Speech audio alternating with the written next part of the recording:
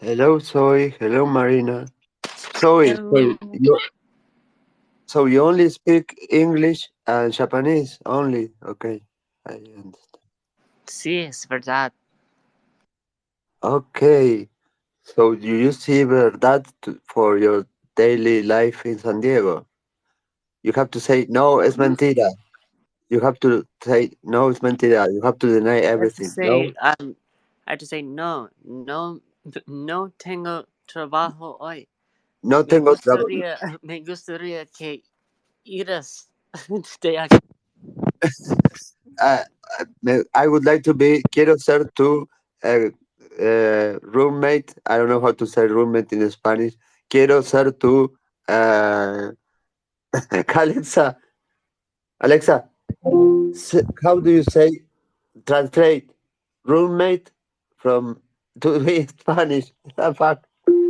I pronounce that roommate, but I'm always working on how I say things, and I know it's Alexa, right. I hear roommate around here. uh, They just borrow it. say roommate. Alexa, shut up. Alexa, how do you say roommate in Spanish?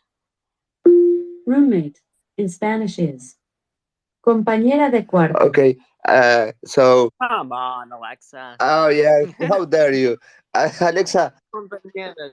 Alexa, how do you say how dare you in Spanish? How dare you? In Spanish is ¿Cómo te atreves? ¿Cómo te atreves? ¿Cómo te atreves? That's not bad. No, cómo te atreves? Sorry, ¿cómo te atreves? ¿Cómo te atreves? ¿Cómo te atreves? Con cuidado. Always con cuidado. I don't want you to get pregnant because of your pizza. Oh, that's stupid.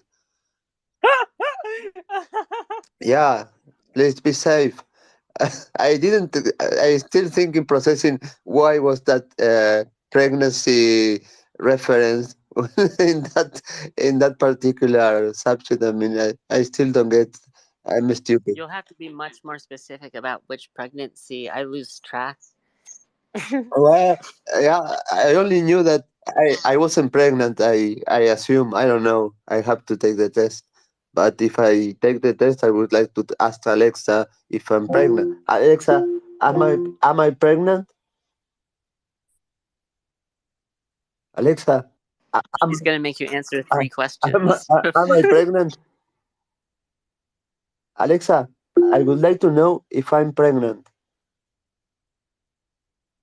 Alexa, when was the last time I had sex?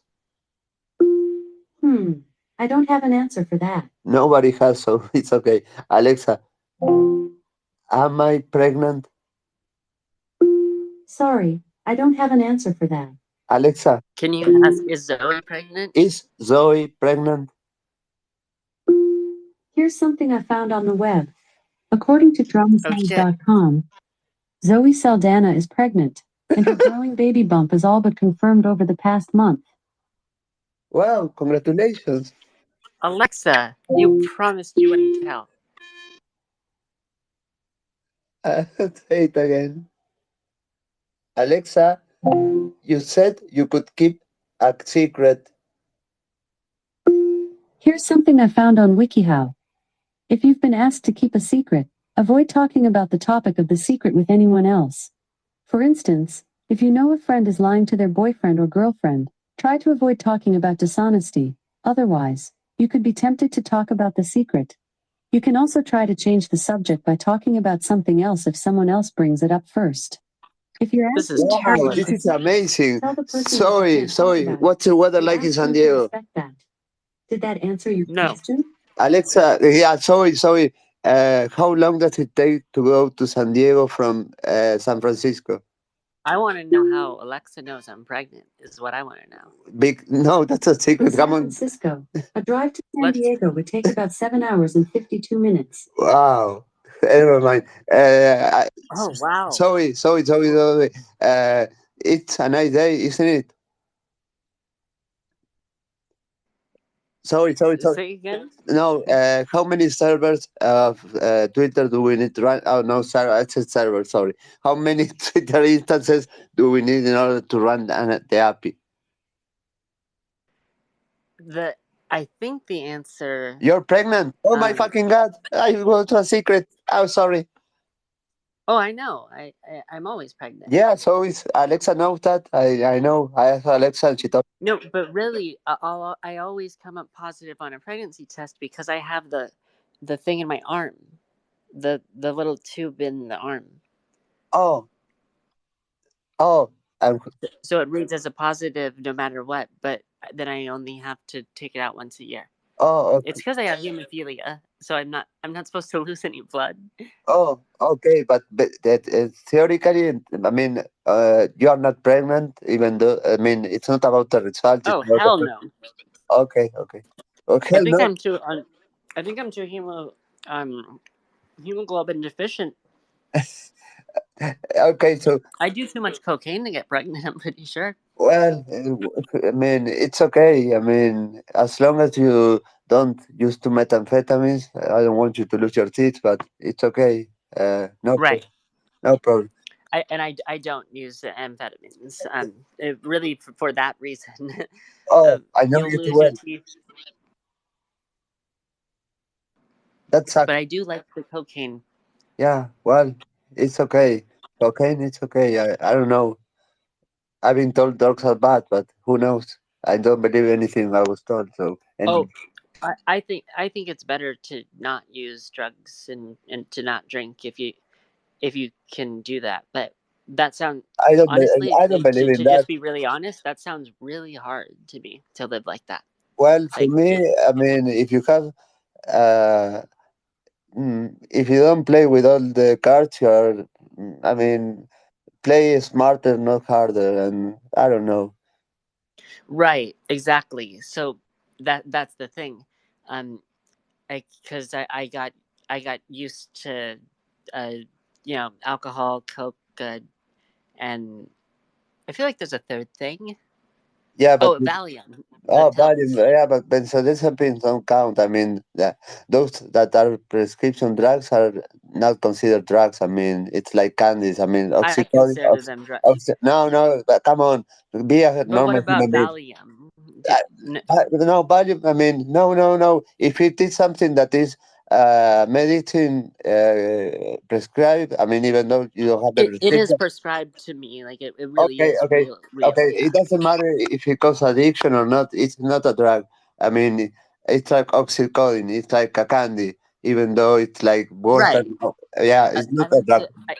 It's good. I Alberto, mean, this isn't even a joke. I used to take all the pills and put them in one bowl, and then I called it trail mix. And so you just take a handful of trail mix. and how does it feel to mix benzodiazepines, Valium, and oxycodone? Because that would be a feeling of like, I don't know. How does it feel? Okay, you can describe feeling with words. Okay, fuck. No, I can. Um, here's what the feeling that's important is, knowing that it's there. Like so, then I feel like I get less anxious just knowing that I have like the option to get all numb. Like if things get too hard. Okay, I understand you. I understand you. And having, unfortunately, the availability to have access to any kind of prescription drug without any prescription, I understand you that, yeah, fuck, oh shit, that sucks. I think that prescription drugs should be really controlled. A kid like me I shouldn't think have so access to too. anything. I mean, they give you very strong things that I didn't understand exactly what I was taking when I got I'm actually dependent on the opioids.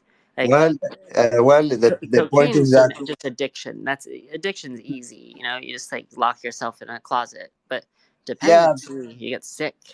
no, but the withdrawal symptoms are terrible. I mean, it's like I probably suck, but the thing is that they were giving you something that you okay. If the doctor prescribes me this can be bad. This should be good, but then That's exactly what I thought. yeah, I'm about yeah, but 12 years then old at the time, But And I then, started taking the methadone pills, and oh I my, thought, well, it's a pill, like it's but safe. yeah, because methadone is just a medicine, it's prescribed. But then, okay, you don't have access to any of them, and you feel you need that, and what do? You do like Elliot. He doesn't have morphine, so he's been taken to a house to take heroin. So Right. from shit, that's bad, soy, isn't it? Yeah, it's awful, and that's exactly what happened. So I started taking the really strong pills, and I was about 11 years old. I didn't know they could be that dangerous. Then, eventually I can't find any pills, and I can find heroin. So then you start taking heroin because you know it's not the thing that you want if you get to pick, but there Yeah, comes but a the point where fact you're is so that sick that you don't care. You're gonna do anything to yeah, but get. the fact is that even you were taking things that were even stronger than heroin. So heroin, What? even Right. snorted, doesn't hit the same. So you they Oh, start yeah, shooting, the it. the And then you start methadone. shooting, it, and it's like, oh my god, what am I doing? I used to take this medicine, and now I'm shooting heroin. Fuck Well, shit. I'm not quite that dumb. So like I never put a needle in me. Oh, But you should try once. I mean, just a needle and a spoon, and a girl to take my pen. No, just kidding, just kidding. Don't do that. Don't do that. wait. Did you ever? You never used any drugs like that, right? 'Cause Uh, I never did the needles. Well, I mean, maybe, maybe not. Who knows? I'm a Pandora's box. But if I Oh, did, right. who knows? I mean, I When I do. when I was on heroin, um, it Well, really is like it's. I consider doing heroin. For me, it was suicide for cowards. for It, me, it it was like a test, hypothetically, of saying, okay, try everything in life once to see how it feels, the experience. But in this case, would I be able to do it once yes, and or twice and just stop, or yes. would I will be playing a very dangerous game. I'm unable to No, deal with this. Alberto. It takes an average of 128 uses of heroin to develop an addiction, let alone a dependency. Okay, well then I didn't develop a dependency. Actually, when I was sent to prison, I stopped and I never use again. If I had used hypothetically, so I see. so Sometimes I think that's the only thing that could really get me clean. well, Like you are not the first person that tells me that a solution like that is the only way of solving a problem that is affecting their life. but it depends on. See, I don't know whether I want to stop. But when I say doing heroin is for me, it's suicide for cowards. I mean, um, when you're smoking tar heroin, and you're not gonna kill yourself. You can't take enough that way.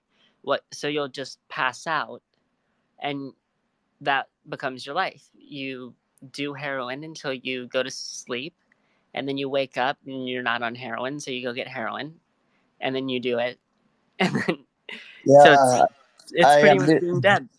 Yeah, I'm listening. It's in my brain. I'm listening to Mr. Brownstone, Guns N' Roses.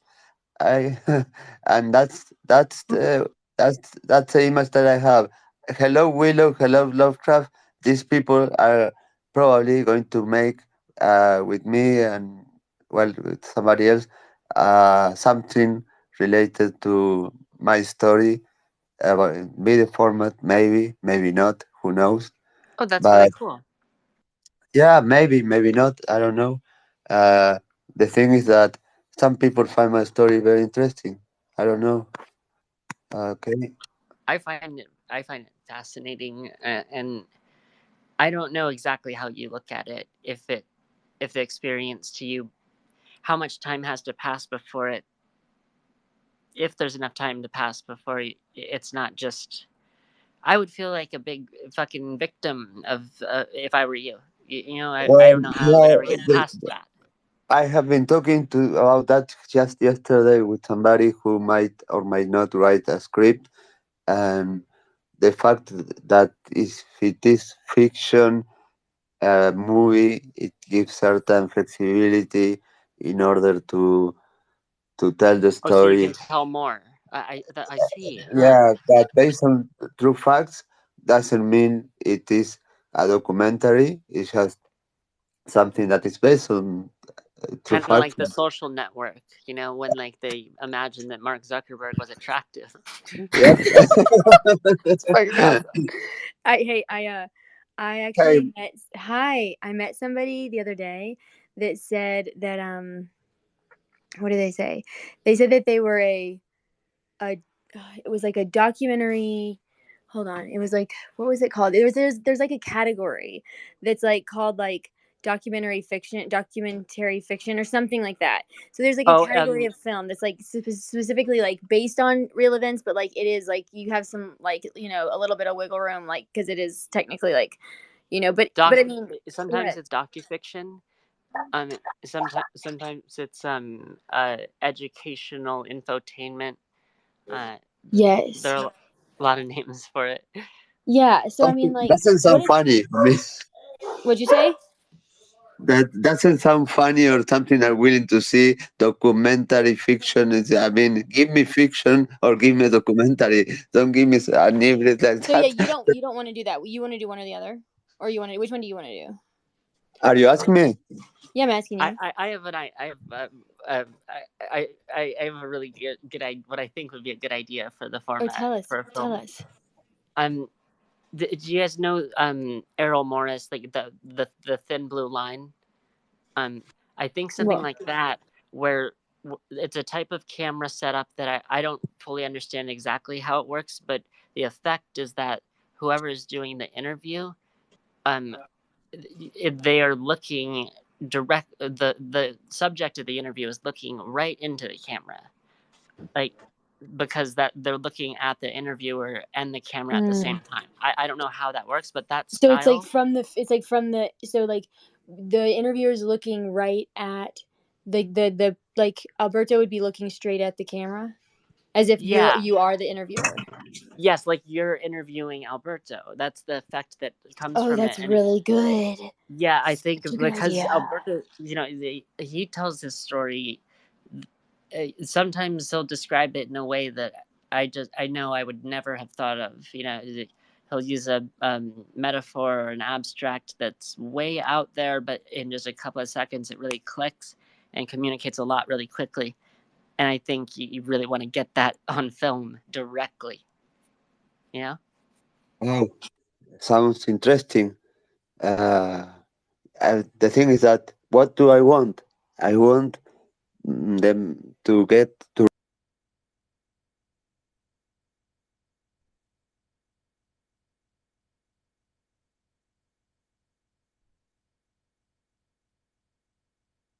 Alberto?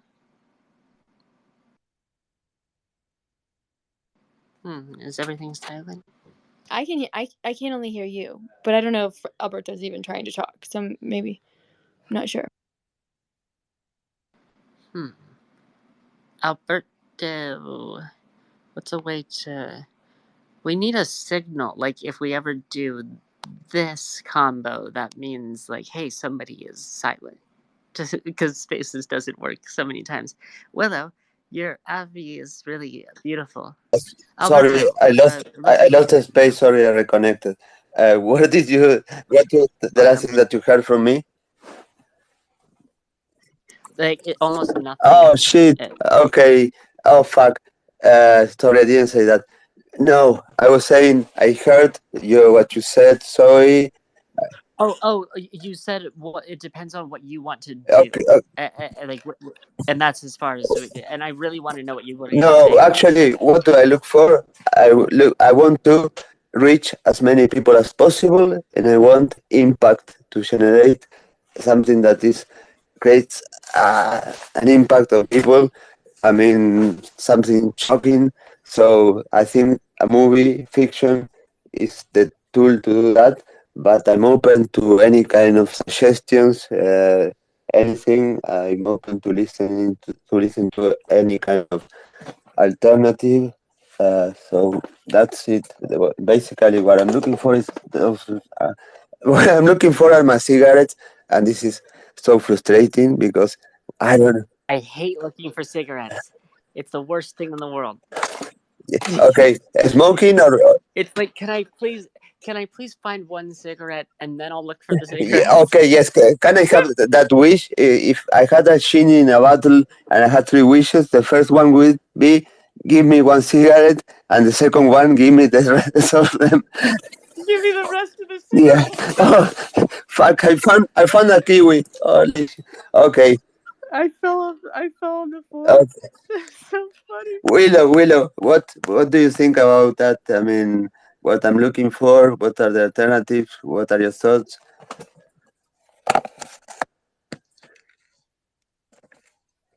Are you still alive?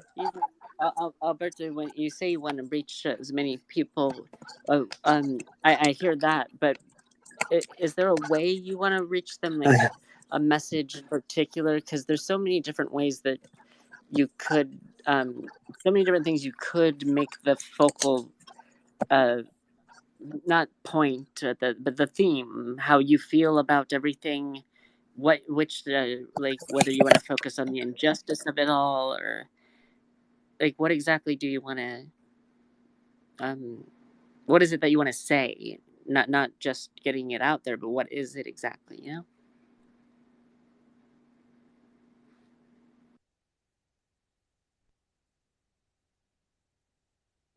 know. Alberto, you're silent. Right? Fuck! I was talking for like.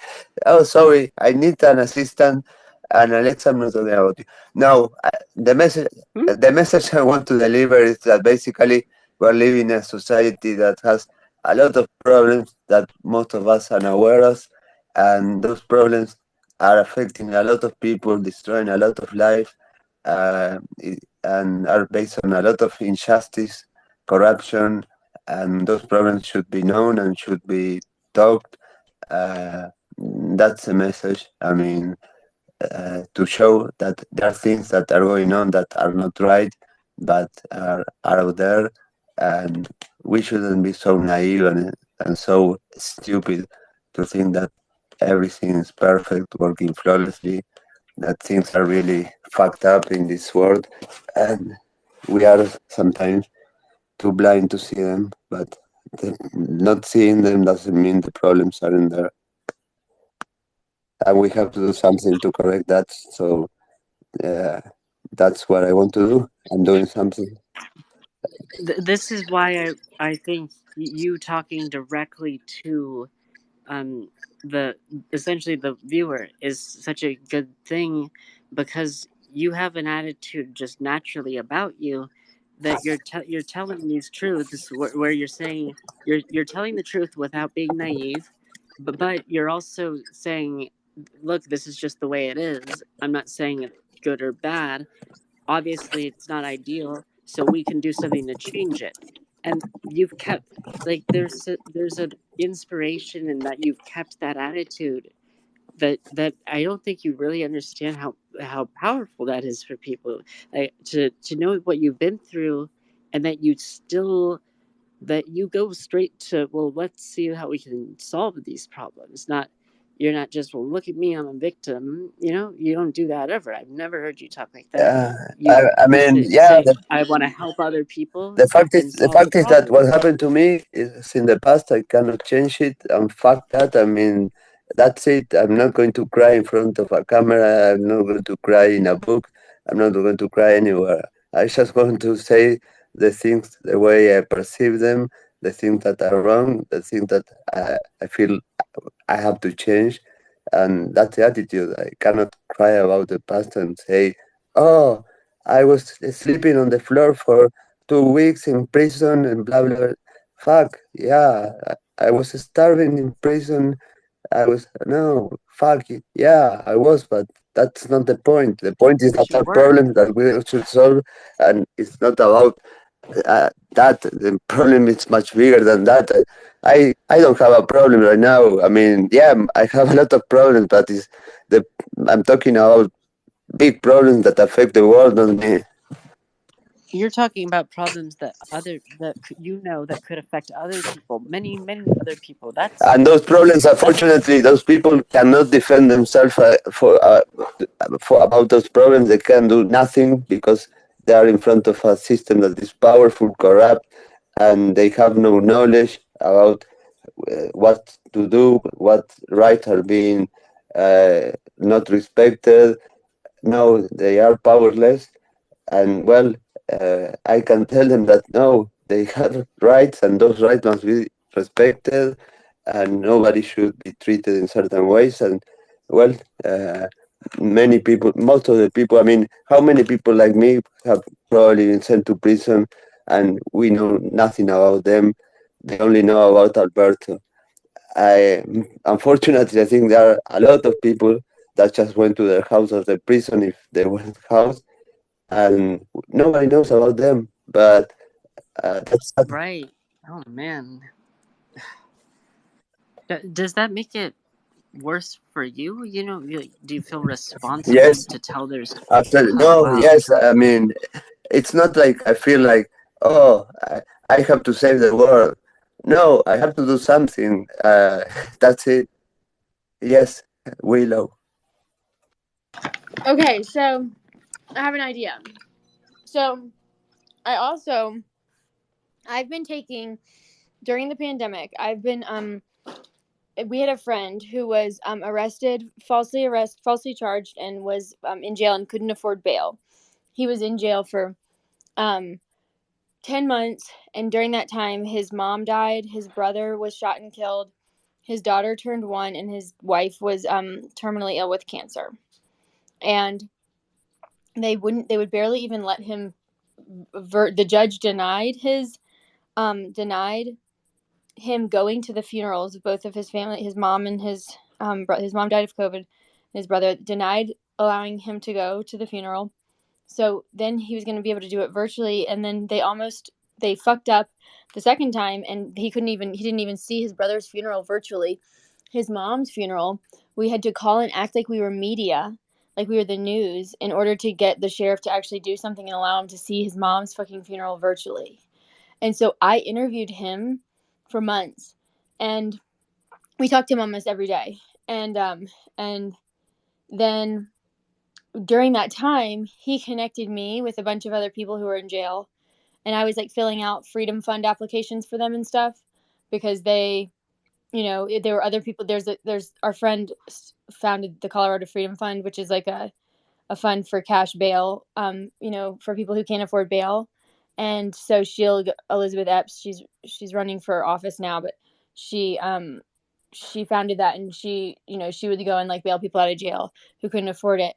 So I was like he was putting me in contact with a lot of people that were inside with him, and I was interviewing them. And I don't know if y'all heard about Elijah McClain. Do you know who Elijah McClain is? I've heard that name, but I don't know who he is. But I've heard that several times. Please. Yeah, he was killed by the Aurora Police Department. He was shot with ketamine, and they shot him with 500 milligrams of ketamine, and it killed him. And that was in like just outside of, or in a suburb of Denver, where I live. So we protested for months and stuff for Elijah. And anyway, but I met one of the people that I got connected with that was arrested was Elijah's uncle. And then when I was working with Unhoused folks, I met his girlfriend, who was unhoused after he died. And so anyway, there's just all these weird like braids of people and stories, So I think too, like, if we wanted to have a component where, like, Alberto, you shared your story, and then maybe we could have a part 2 or something, and we opened it up to like other people being able to share their stories too, And I could provide some of those interviews that I already have, and I have permission to share, and they want me to amplify them, to help amplify. I love that. I love that, and I tell you, I was sent to prison without the possibility of bail, even though I was, I mean, my lawyer gave the option of giving, okay, money, two houses, the property of two houses, a warranty. No, I was too dangerous. I was too too Well, smart. this is like the legal equivalent. Well, you've been through the legal equivalent of like the most violent sexual assault. Yeah, And basically, I was not. They didn't. Bail was not an option. Only prison. No other alternative. No matter. I mean, two houses were offered money. Well, that was appealed by my lawyer. The appeal was in my favor, but I was granted. I mean, to be released under a bail of $10,000. Here is not that the USA that you pay only 10% and you get the bail. No, you have to pay the whole amount of your money. And okay, my mother could uh, pay the $10,000 bail. I was released instantly, and I was thinking, fuck. I mean, imagine if I was granted this, but I didn't have the money to pay for the bail. The frustration that, I mean, this is absolutely this is not justice at all. I mean, we are not. it seems like terrorism. Yeah, I Like, mean, this is like the discrimination. This is like injustice. This is like all the shit together. I mean, you cannot put a human being in that position where, okay, you have money, you can go to your house. Oh, you don't have money, well, you have to stay in prison. Fuck them, fuck the system. This is not. This is completely wrong. This cannot be called justice. I mean, for having money to pay for the bail, I can go to my house. If I didn't have the money, I would have to stay in this hell. Fuck. I mean, no way. This is crazy. This cannot be happening. But I was so stupid, naive, thinking that the justice system was just no fuck. That I was so stupid, and really, I was stupid at thinking that the system work. No, the system is a lie. The system is not just. I mean, there are no fair processes. We are not all different. I mean, in the system, in justice system, if you have money, if you have power, you are not treated the same as if you don't. Uh, it sucks. I mean, it makes me sick. I mean, at that point where I was granted freedom, paying a bail was like the ultimate inflection point that was for me. Okay, this is it. I mean, now what I have lived is something that no, this is completely wrong. Yeah, no, it's something completely crazy. And the craziest part is that even found guilty or not guilty, I was not going to pay with prison time in both cases because the crime I was accused for was not paid with prison time. But I was sent to prison anyway, and I was released under a bail. Even though, I mean, if they have found me guilty, I wouldn't pay with prison time. it just makes no sense at all. It's arbitrary and cruel, and it just targets, well, whoever the powerful want to target, I guess. Whatever they want that to be. And Yes, I know the world's not supposed to be perfect, but it's not supposed to be that. everybody, I mean, everybody can possibly become me unless they are powerful or they have a lot of money. Well, then the justice is different. The rules do not apply to them.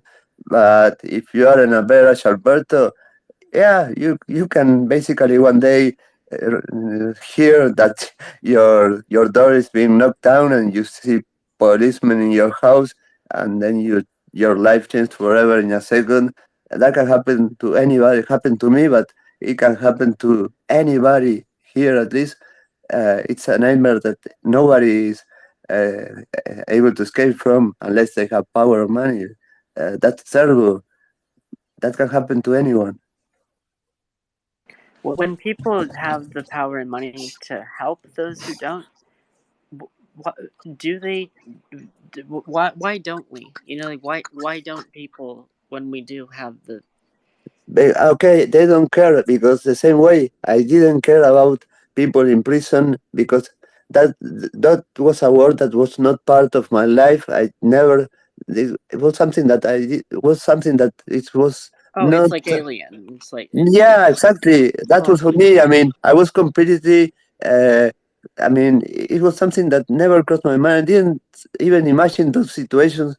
I mean, for me, it was a word that was something that was not part of my world. It was something that was there, but it never was not never going to cross the path of my life. Or I mean, it was never had no it was nothing to me. I mean, I never thought about that. And when I ended up in that world, wow, I realized that, okay, first of all, it's scary. And second, fuck, this is so fucking wrong. I mean, human beings are not treated like human beings here. This is not right. They are creating people that are supposed to be in a place to be reinserted into society, but they're basically making criminals better criminals. And I mean, it's a university of crime instead of a university of rehabilitating people and changing people. No, the system makes bad people worse people, and people that are not bad, they are making them bad. And in my case, well, I don't want to brag, but everybody says about my integrity under being put under those situations, staying strong and being tempted to so many things, approached by so many people to do things not very nice, and staying strong to my beliefs and my values was something that was maybe not many people are able to do that, and maybe somebody who enters accidentally into that system ends up being a complete absolute mercy, criminal without any mercy after living there, because you're surrounded by I mean, you are in a place where criminals are I mean, they are your family from one day to another, and the easy thing is to become part of that family, because actually in Spanish they call familia. We are when you arrive in prison. The first thing that they told me after, oh, you Mom, went. don't be nervous. We won't rape you. After telling me that, they tell you, somos tu familia. We are your family now. Yeah, you are a family with a lot of criminals that commit any kind of crimes, A and well, family where they have to specifically say, "We won't rape you." Like, yeah, that doesn't sound like a family. It doesn't sound like something anyone should have to. I mean, it's I don't know. I don't know. There is a before and an after that storm, and I don't know. I only realized that I was stupid and I had to do something. I couldn't just go back to my house and continue with my life now. Uh, I you asked me if I felt I had I felt responsibility to change. Yeah, it fucking sucks. I mean, it feels. I don't want to sound like, okay, I want to be the hero that saves the world, but no, I am a person who feels like, okay, I have to do something. That simple as that.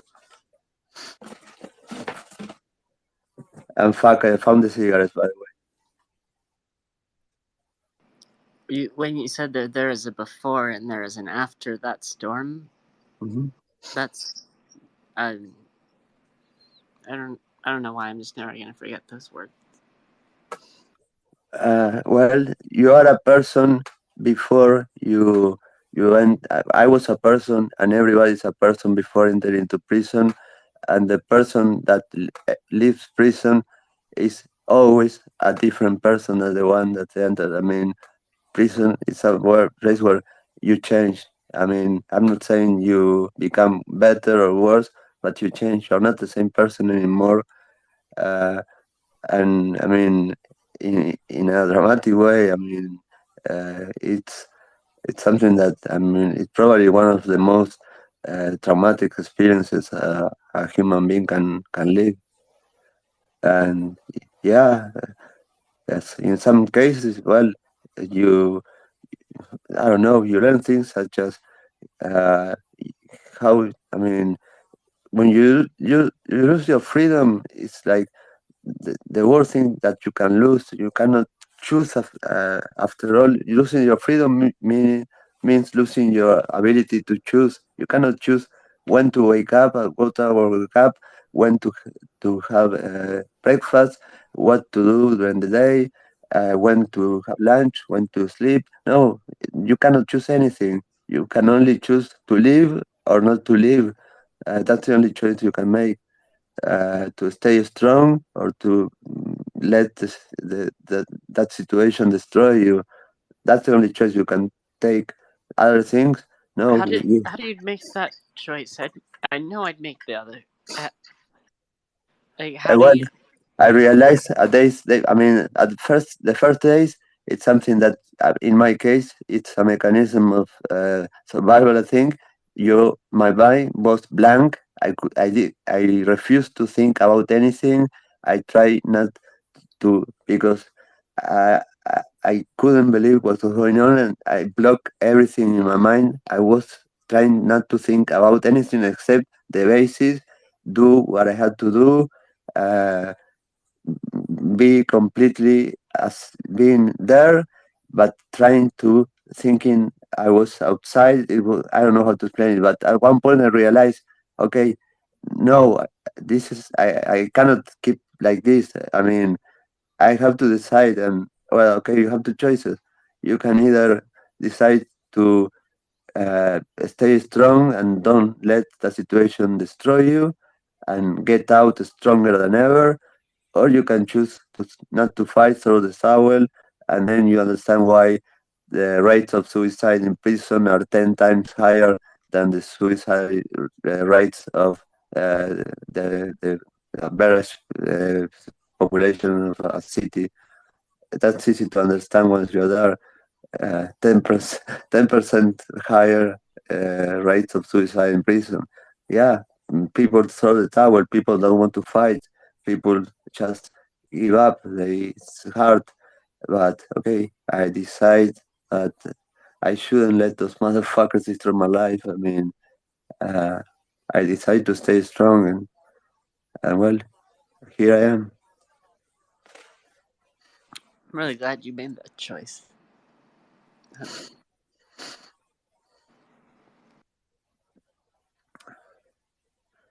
Uh, I think that you have to find a reason not to throw that. You always have to find a reason, and if you have only one reason to not to throw the towel, then the option is to stay strong. Well, I had a reason, not many, but one reason at least I had. I had somebody outside who loved me, who was fighting for me, who was suffering for me, and that was the reason I had to keep living. What can I ask a question? You don't have to answer it, but I was curious about when when I was listening to some of your story on your YouTube last night. I was thinking about your girlfriend and how you said that she had a lot of trouble sleeping and stuff after having been arrested, and like it just made me like think about like just on that point alone, like about the trauma that's inflicted just from like people being falsely arrested, just like people being arrested in general. And like that alone, how much of a ripple effect and how much trauma has been, accumulated just from that one aspect. And that's like such a small level of like such a small layer, and like and then like if you think about the compounding, different like layers and just depth of it all, it's like hard to even fully grasp like with my like my conscious like ability. I It's mean big. it's like Yeah, I have to tell you The something. width of it, the breadth of it. No, It's when a person is being sent to prison, you're not only destroying the life of a person, you're destroying the life of the person, destroying his family, destroying his beloved ones. You're destroying a lot of things. You're destroying the dreams of a person, the hopes, the wishes, the dreams. You're destroying the future. If he has kids, you are destroying the life of the kids. If so many people know that were married, okay, the marriage was destroyed because of the prison, and those who are falsely accused of a crime and end up in that situation, uh, those uh, those damages are completely and impossible to repair. It's terrible, but yeah, those things people don't imagine, don't think about. It's not like, okay, that person was sent to prison. No, all the things that come together with that are huge, and they are terrible, but people do not know about them. Uh, it's it's like a domino effect that can basically destroy so many things, not only the life of the person sent to prison, but so many things that are uh, uh, it's completely uh, it's like crazy. I mean, you are destroying not a person, you're destroying a family, a lot of people. You're destroying so many things. I mean, they destroy a link that was with the person I love. I spent with 8 years with, and I thought I was going to die with that person, and that person was really damaged and hurt, and well, uh, and she's still suffering from that, and I am still suffering from that, and it hurts, and right now, I don't know if Zoe knows it, and I don't know if I told you this, and not only a few people know that this, but uh, I have no criminal records. I'm completely free right now. Uh, but okay, this is something that was occurred a few days ago. My lawyer told me, but I have absolutely no criminal records right now. Just that to that's it. Uh, but my life has been destroyed. Yeah, and right But now I have how does that feel? Like I feel like not having the record would on the surface appear to seem like totally like it would be like you'd feel really good about that, but at the same time it's But it like could devalue the stuff. yeah, exactly. It's like so all that and there's not even like what? Like for what? Like there's not even Like now, it anything just didn't happen. Is like yeah. that what they're saying? Like yeah. I mean, you got question. What was I mean? What was all this about? I mean, this has no reason to have happened. This should have never have happened, but it did happen. So it's like crazy. it's a And goddamn no, yeah, horror movie. There's not no, even a moral to it. exactly. And the fact I have no criminal record, I don't give a fuck about that at this moment because I don't have a fucking life. I mean, I do have a fucking life, yeah, but I mean, it fucking destroyed me. I lost everything. I had almost everything, and not having criminal records basically. Uh, it's just for the records. That's it. It's just a fact that doesn't make me happy. Doesn't. I mean, the feeling that I have is the same as I had a year ago. I mean, it doesn't change anything in me. I mean, that's it. Okay. Uh, I mean, I'm not. I'm not even going to even tweet about that that fact that I don't have any criminal records right now. I'm not. I don't even care a fucker. I don't want to say that out loud. Doesn't make me proud. Doesn't make me happy. Doesn't make me feel anything at all. It's something that just I tell you just for you to know that after all I live, this person that was sent to prison, whose life was destroyed, whose life of his beloved one was destroyed, this person actually has no criminal record. So that's just It for you to just know. it it's like they're telling us, yeah, there was no point to this. Because if there was a need to do any of this to you, then you would need to be on in some kind of database to be kept track of if you're so dangerous. So they didn't need It's to. almost like it's almost like a smack in the face like this is like it's like saying like this is how much like this is what we can do, you know. So like Yeah, look at us. Look how evil we are and how little we right, care. right. So like, And I have to say something. Sorry, and you're fine. I have access to the best defense I can have in my country. So, and I had to leave that. I mean, imagine those that have the defense provided by the system. That I know so many people that actually didn't ever talk to them on the phone while they were in prison. They didn't even know their names. Uh, that's that's another thing that is okay. Some people told me, Alberto, why don't you use your skills to fucking destroy the system so wicked?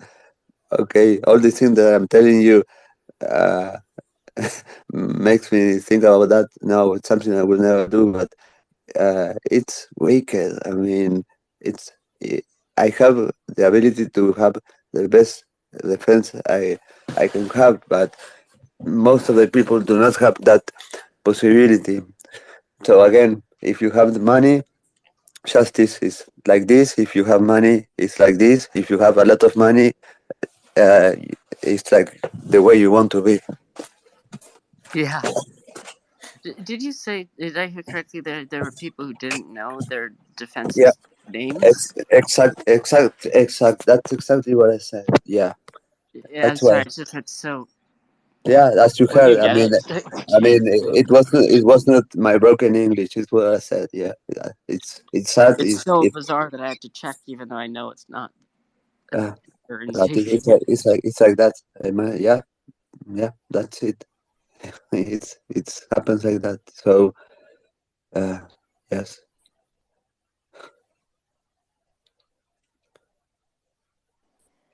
So do you listen? How does it feel to listen to other people's stories about their experiences? Is it triggering, or is it is it help? Like, how do you feel when you hear other stories that are of other people's trauma and stuff from being in jail, arrested, and all that? Well, most of the stories that I heard are from people that, well, they were not wrongly accused, but I think what they share in common is that none of them committed any kind of violent crime.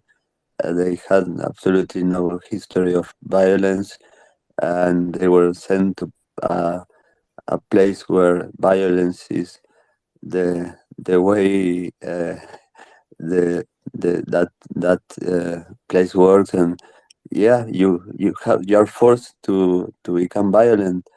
And I remember when I was in court waiting for the second day that I was being sent to the process, that somebody in the cell who was waiting for to, for being released after accused of trying to kill another person for a drug trafficking problem. He told me, "Well, if you go to jail, remember this rule. There will be a time in prison when you will have to fight, and when that time comes, you will have to fight. I mean, you have to fight. That's you will have an option. You have to fight, and if you, it doesn't matter whether the other person destroys you, uh, beats you up, and it doesn't matter. You will have go and fight. Otherwise, you will lose the respect of anybody there, and your life there will become a nightmare. Uh, so, and everybody tells me the same. All the experiences are the same. The violence, um, the the well, I really feel very bad when I hear stories from people in the USA. Uh, all of them sent to prison for non-violent crimes. That when they tell me all of them about their time in solitary confinement, that breaks my heart. Really, that destroys me, because I am aware that that kind of punishment is probably the worst thing that a human being can experience, and it's something that causes psychologically a trauma that is forever almost going to be in there, because it's something a human to be put in a in in a Okay. place. Yeah, I mean, 23 hours a day without being able to talk to anyone, without having nothing to do except thinking, and that is something that destroys your brain. And well, that is something that here in my country that we don't have, but that is something that I am aware of in the USA in particular. I think the USA might probably be the only country that still has that solitary confinement uh, system to punish people. Yeah, Uh, I think we're one of two. But yeah, I mean, we cage 1/4 of the world's incarcerated population. and that 1/4 is like we're talking about certain population. I mean, in the USA, we're talking about black people, Spanish, Mexican people, pure people. Those are 90% of the population. I mean, they already are. They're sent to prison before even when they're born. They're already sentenced to They're prison. born in crime. Yeah. Good God. When the solitary, it reminds me of it's like it seems like being sentenced to a rape where the rapist doesn't have to be there, and it, the cognitive dissonance. It, it's it's so evil, and Yeah, it's considered by, I mean, it's a complete violation of any human right. That is something that is a torture that should be abolished completely. Nobody should be put into that situation. Nobody. I wouldn't wish it on my own worst enemy. I No, but the fact is that imagine somebody who was sent there to prison for a computer-related crime, 12 years, and of those 12 years, 4 or 3 years were on solitary confinement. 3 years in the cage. Fuck, that's it. it's You feel, incomprehensible. yeah. How are you supposed to come back from that? Did y'all hear there was a guy who just got released because he was wrongly convicted. He spent 30 years in solitary confinement for a wrongful conviction. 30 years in solitary. And how long did he spend in prison if he spent 30 in solitary confinement? Here's He's in there like 38 years. who's in it? Yeah, hold on, I'll find him. Yeah, I talked to him on his Twitter space actually one time. Wow, I mean, a person that spends 30 years in that condition, what is the person that is out of there? I mean, There is the people that I can't even begin. So yeah, nearly 30 years in isolation. An inmate reflects. Here we go. Let me find a video. I'll find the short one. I think Yeah. I think you lose like all of yourself, and something like uh, that. You can lose parts of your soul, and you grow them back. yeah, imagine also, There's got to be a point where it's just yeah, the just a same way husk. I try to detach myself from my mind the first day in prison as a simple way of not, not not Conceal, don't accepting, feel. yeah, Conceal, not accepting the situation and be detached from the reality some way. Well, uh, I mean, this person that spent 3 years in prison for hacking in solitary confinement, this person said that he had an imaginary friend he used to talk to because it was the only way of coping with that situation, creating, and right now he has the disorder of multiple personalities, all because of that. It's a mechanism that he found to survive. I mean, he was talking to a friend he thought he had in his mind to to survive. Well, 30 years. I mean, you alone in a cage. Fuck. How do you survive? How do you cope with that? I just found somebody who was 41 years in Angola prison. And Angola prison is built on the top of a former plantation where 75% of the inmates are black men serving life sentences, and they're literally tending fields that were once a plantation, and we think that that's okay. Like, we've normalized violence to such an extent, it's unfucking believable. I mean, the dissonance is like, it's unbelievable. It's like, what is, I mean, I'm just, it's like, Vipassana, it would be the only way I could survive. yeah, I mean, did you meditate? Sorry? Did you meditate? No, no, I did not. No, I did not. I did not meditate. It's not something that people not. It was not that in prison. It was not an option. But after prison, many people told me that I should try that. That you have tried that, and no, I have never done it. I went to a monastery after asylum, and it's the same thing. it's the same thing. It looks a little freer. Well, actually, after being sent to prison, and when I started suffering from the consequences of what I had to live, and at one point where no treatment was working, and they will tell me that, okay, the next alternative was to be sent to a clinic to be treated for my problems, studied, and, well, basically found the root cause, and basically give me a diagnostic of what's going on with me.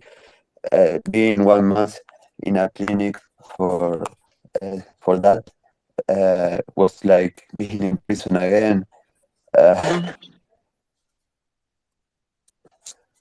It's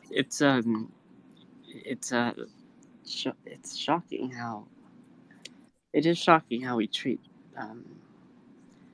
the most vulnerable and at risk among us. But I guess that's not a particularly interesting point any longer. What is what we do about it on a level of practical. How do we? That's what I was wondering too, because I feel like there's like and hey Fernando, Hola. and hey Joe. Hola, ¿cómo te va?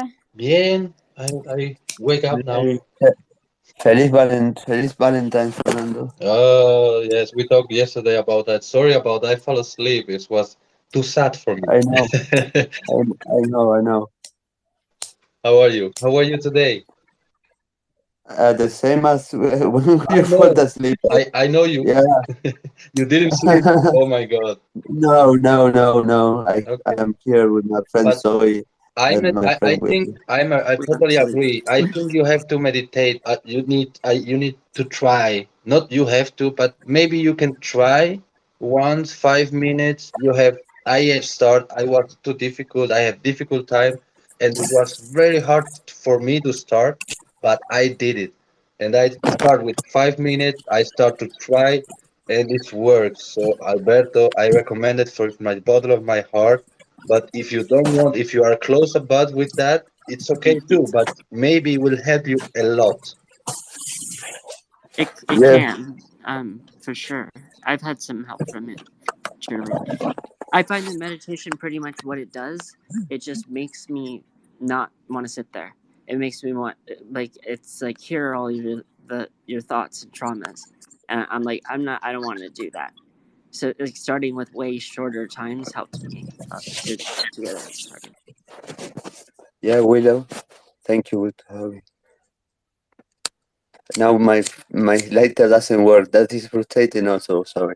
That's very frustrating. I really don't like that feeling. Is the genie still there? I think we have one wish left. No, the fact is that when I find a lighter that works, I will lose the cigarette. So that's a problem. You need to wish for another genie. But then you realize I am complaining about these stupid things when I'm telling a story that basically was something that is completely crazy, shouldn't have ever happened, that happens all the time, that is so sad. And I'm talking about how traumatic it is not to find a cigarette or a lighter. Isn't it stupid? No, I think this is a love letter to nicotine. It's just so good. Oh my god. So Willow, you had your hand raised. Oh fuck! Give me.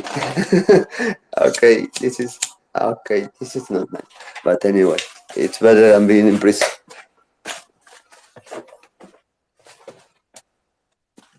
So I was just thinking about a couple of things, and just like I'm just throwing out thoughts here, okay, like brainstorming. So I've like just been thinking a lot, and I've just seen the kind of like interconnected nature of like people who are put in cages and are invisibilized that way. People who are experiencing homelessness, who are either traumatically displaced or swept or ultimately put in cages, and how and invisibilized that way.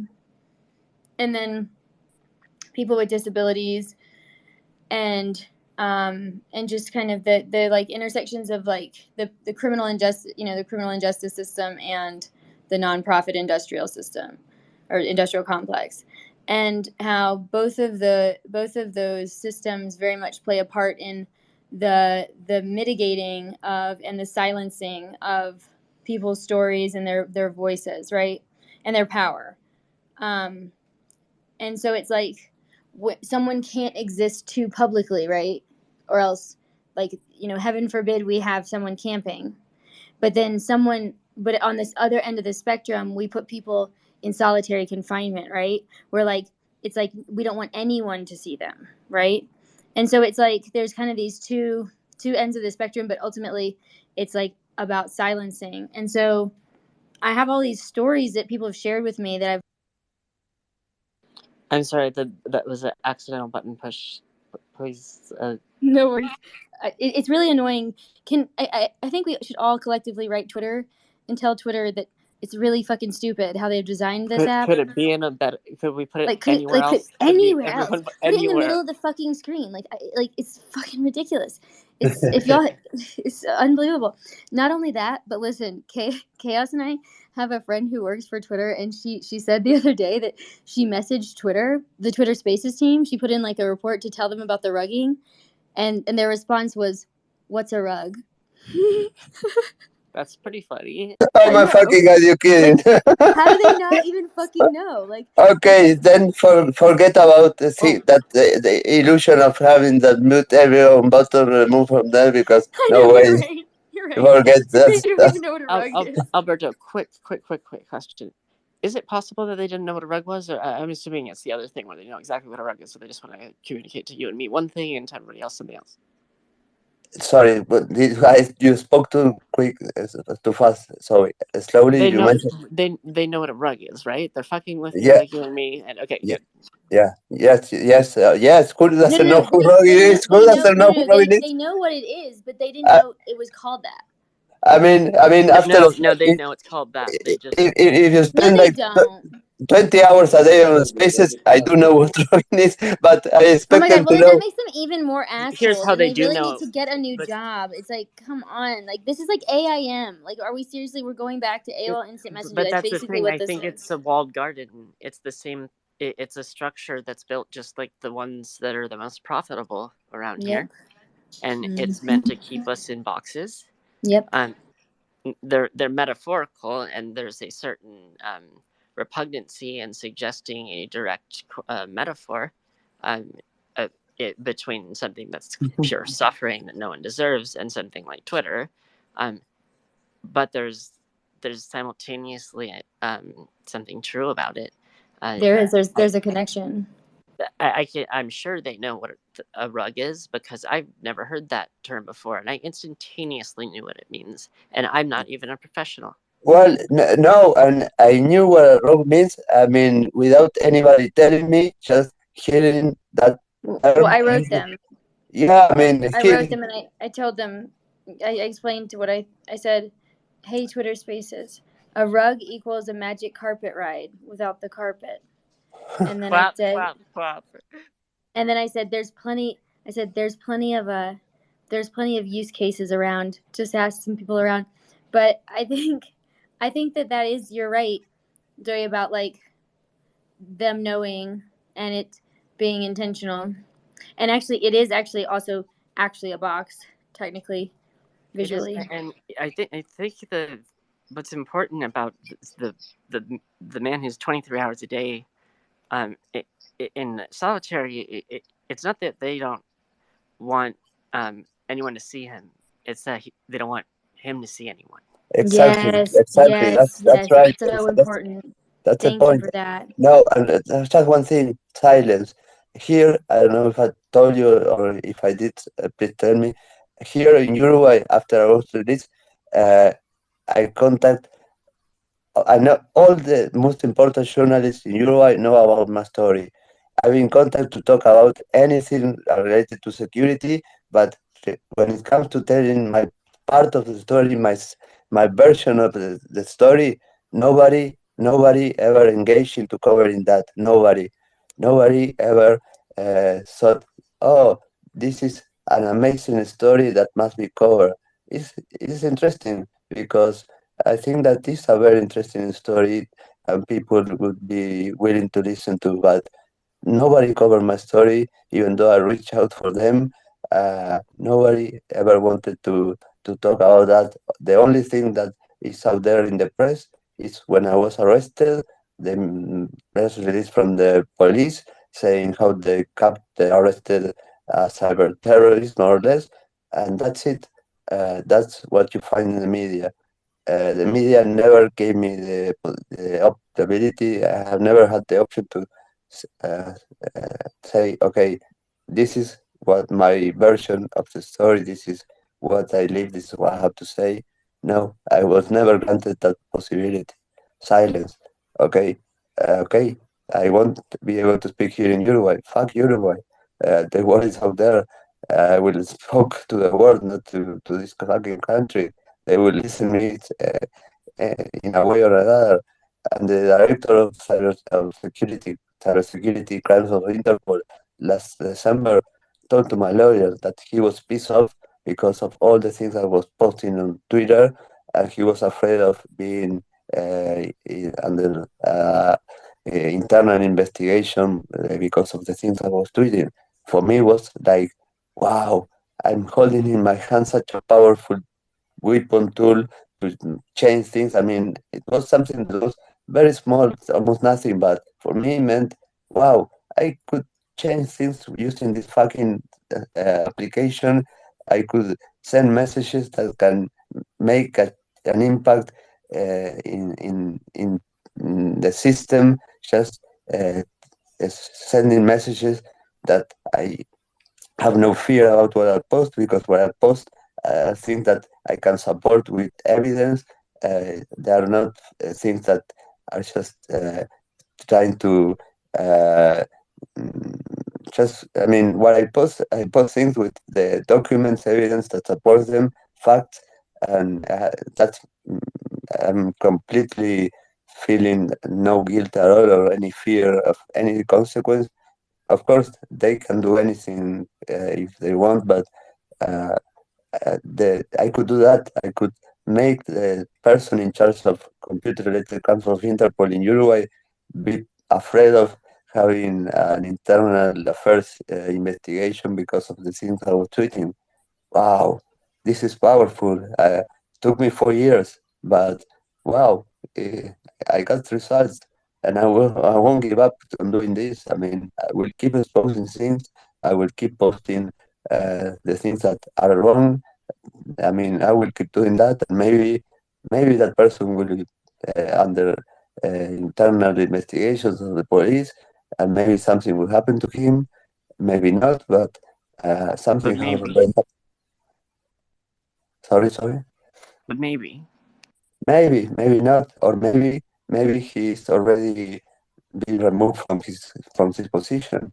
I'm not sure of that, but uh, maybe not. I cannot confirm or deny that. I really, but maybe it's a possibility. Yes. So as for you, you get both the they don't want you to see anyone. They don't want you to be seen. Um, it and I think the people it just might be that there's like an entire group of people who very much relate to your story, but I can't do it. Yeah, I mean, the message is that, okay, do not shut up, do not let them put you in that position of silence. You can make a change if you speak, and if all of us speak, then we can make a huge change. Maybe. I mean, if I could do that, cause that tiny effect on the structure of some place in a tiny country nowhere, then if all of the people suffering things like that express themselves, share what's going on using this fucking tool or other tools to spread that information, maybe things could change. I don't know, but it's powerful. People shouldn't. You gotta try something. You gotta do something. Yeah, and this is, I mean, a way of doing that. Otherwise, no, shutting up is not an option. And yes, you can speak. Show. I don't know how to pronounce your name. Hey, Hey, hey how are? everyone. Hi. So How are you? I'm good. I'm good.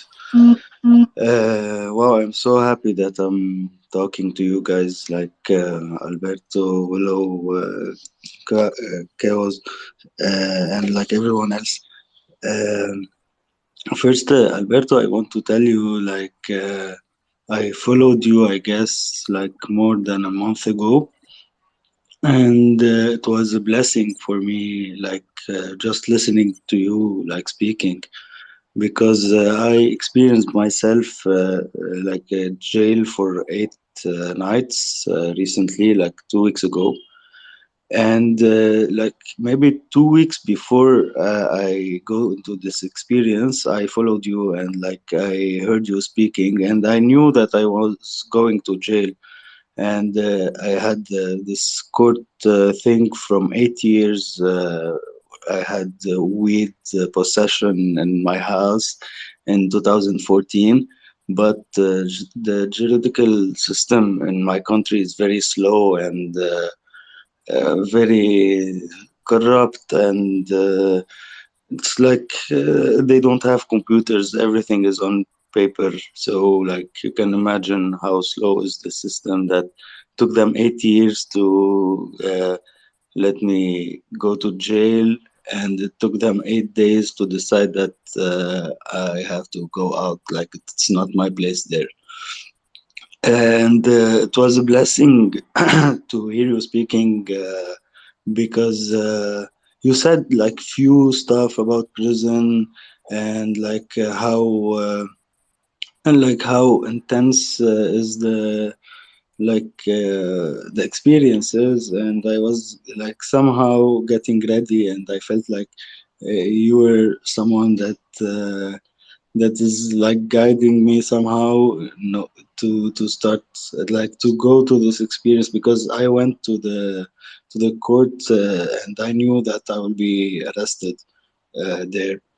And yeah, so I felt like telling you that like you're already doing difference in spaces by talking about this experience, and it's really important to talk about what we are going through, because like by talking and by like sharing our experiences, we're uh, teaching and helping others to deal with their difficulties and problems, and like getting inspired from their experience. And that's the beauty of the spaces, and like communication like is the base of peace, and it's that's how wars don't happen, by talking to each other.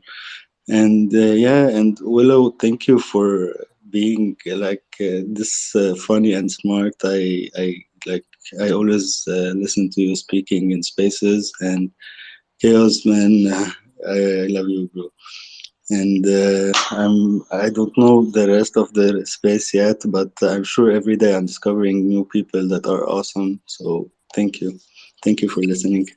No, you're awesome too. I'm glad that my story helped you somehow. That's gratifying. That says that what I'm doing is worth the time I'm spending, is worth my energies.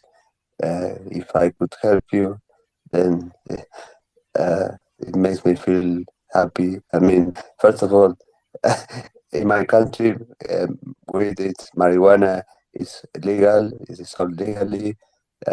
Possessing any kind of drug for personal consumption is completely legal. You can be arrested with any kind of drug, and if it's for personal use, it's not a crime. You are never going to be sent to prison for that. So the world is fucked up in terms of some laws and crimes in the United States, having been arrested and with drugs for your personal use and being sent to prison for me is something so fucking stupid, but it's a fact, unfortunately. So, okay, then you realize that, okay, what's wrong, what's right, and what is a crime and what is not a crime. They are concepts completely different. Uh, what is a crime or is a crime is just something that is in a fucking paper and can be absolutely ridiculous and without any sense. And well, if you were in my country, you would have been sent to prison. At the speed of the justice system is as slow as probably in yours. Well, thank you. And I have just followed you and uh, the stories, things like what you said really gives me energy to keep doing what I'm doing. So thank you. Thank you very much. You're amazing. Thank you. Thanks for saying such nice words, Joe. Um, I have a really good idea for telling the story. Um, but Fernando, go ahead. No, mi hermana, you good, go on. I have No, time. I I'm need here. I need to think about it longer, like before I Okay. can say it. Yeah, yeah. Joy, my brother. 8 years. I talked with you before you go to jail. One day before. I know that. I remember. And I wanted to talk with you again. I asked you, but sometimes you get lost here, and I talk with a lot of people, and I try to be everywhere. But yes, I was like a little bit worried because it's in Lebanon. It's not the same like in Zurich. We was talking before, and I was like, okay, and you give me this security because you show me how positive you think about. You only say something about, yeah, I will be there with different people. I can handle that any time. But you wanted just to finish all these chord things and all that I'm going through as well. And was talking about the same stuff, and yeah, I was wondering how it was there. How how was the experience, because my experience in the jail was not so long, but I know how it is to when they take your freedoms, and when you are there in this, I don't know, in the new place, and you ask yourself, is what's about, is this fair, is this really fair, or I don't know. And then what we say before with meditating, I'm not meditate I don't meditate in the jail, but I know how it works, and then I feel like free. I free myself, and I try um to to enjoy it. It's weird to say, but to enjoy, to be there, to enjoy the experience that I going through, and somehow to get to know, to be awake about everything. What's that? To learn about. And yes, but for me it's easier. It was just so short, and it's in Zurich. But then I asked it myself when I was writing with you. if I can do it in another place, in Paraguay, in my country, maybe, because there is difference. And yes, I'm so proud of you. You're here. You're back. You are a winner from a short film or a film award, and I'm so proud that you're back here. And now I hope you have a little bit more space to work on you, to work on all that, and let that behind you, like Alberto and a lot of people. This is something you learn about. I hope you learn about, and yeah, you can take some good experience about that. And we're here, bro. Wow, thank you.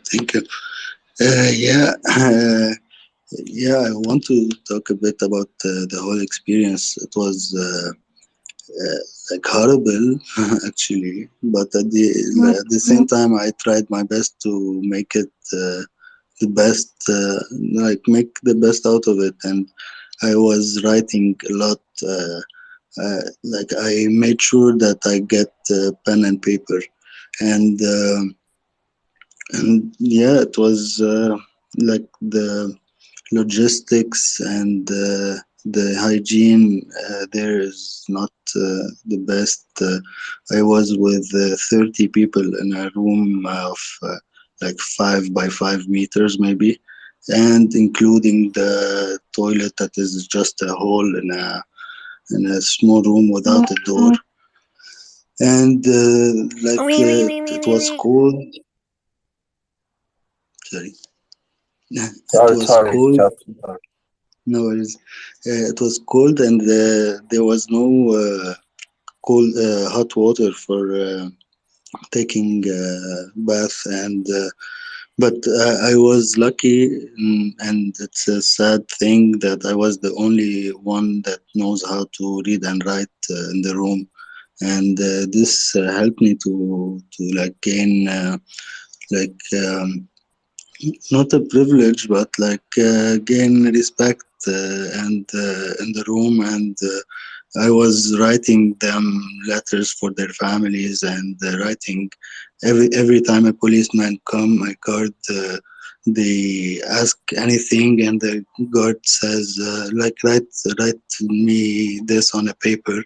So they wake me up, and I write their papers, and I made sure to like speak with each one of them and like ask them why they are here, and like to get their story. And like it was important for them as well, because I felt like all of them were like weak somehow, and they needed someone to listen to their stories.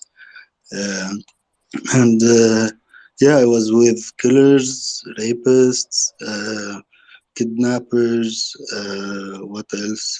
Thieves, a lot of thieves, and they were like stealing from each other like all the time, and it's ridiculous because like they are already in this room, and yeah, so like I don't know why they don't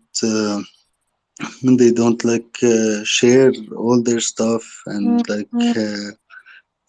it's like their experience in life was mostly tough, and I understand the security issues they got from all what happened with them, but but like I was trying to preach that like, guys, if you all help each other, like life will be much easier. It's already not the easiest here. And I was like, actually, I before going there, I was supposed to go to a different place, and where the hygiene was better, and like I already know the people, the police that work there, and like I was trying to get out of this problem like the easiest way, and even using being basically corrupt, but like being corrupt in a corrupt system is natural somehow, because like if you pay taxes, someone will steal it. So like it doesn't make any sense. That's like the simplest thing, but at the same time, this mentality that made us now in a crisis. But yeah, in prison, like the first thing that happened, that they cut my hair. I had long hair, and that wasn't supposed to happen. And I started this story like started with like cutting the hair, and I couldn't see my face my new look for all this period, because there's no mirrors. And like the first thing that happened when I got out was looking at the mirror, and I was like, "Oof, what happened here?" Like I look different. Like it's been uh, since the blast, since like my city was destroyed in 4th August 2020, that I decided that I don't want to cut my hair, and they cut my hair there. So, but like it's fine. It will grow again, but yeah, the hygiene wasn't like good at all, and I couldn't go to the toilet for 8 days. And like I was planning on the 9th day, if I don't go out, I'm calling my doctor to ask him how much time can I stay, like not going to a toilet. But but like it worked. I went out, and the first thing sorry for talking about that, but like it was a thing, and I was making sure not to eat much, and yeah. So I wrote all their stories, and I don't know how I'm gonna be helping or like talking about the situation there yet, but I'm sure one day it will become a project, maybe a film, maybe uh, uh, I don't know, it can happen in many forms.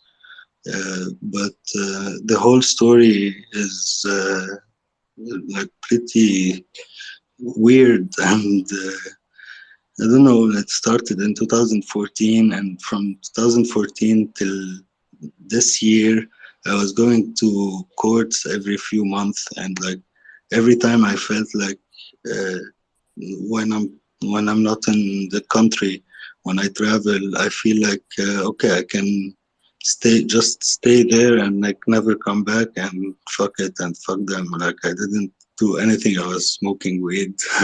So, but like in law, if I don't come back, and they can make it that I can't come back for 10 years.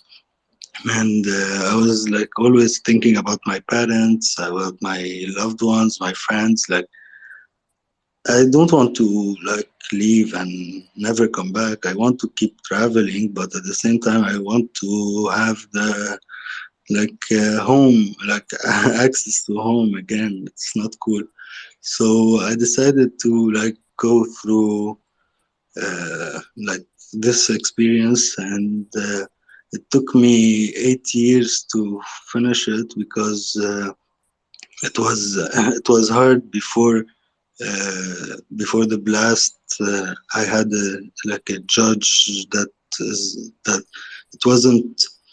I wasn't sure that I will go out for like in 8 days. Like sometimes, just like my case, people stays for 5 years because yeah, the law is like that here. Even though we grow weed and hash publicly in like big fields here, and they export, but it's only in black market, and like there's politicians that get the money, and so it's a corrupt system. And like if you're poor, and if you don't know people, you get fucked and like stay in prison for a long time.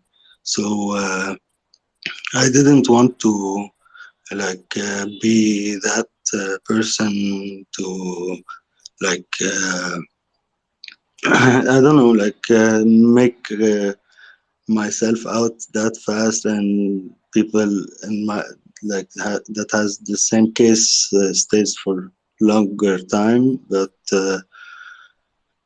like yeah, they changed the judge just after the blast, because the judge that used to be the one judging me became the main judge of the blast. So now he's famous and like everyone knows him, and it's weird to see his pictures on the roads. but uh, but yeah, so it's like it's done now. I'm out, and like I have nothing with the judges anymore, and it's a story that is behind me, I guess now, and I hope that situations in prisons get better, but like there's people that go to prison because if they're out of prison, it's they are homeless, and like they prefer to be there. At least they have food and somehow shelter.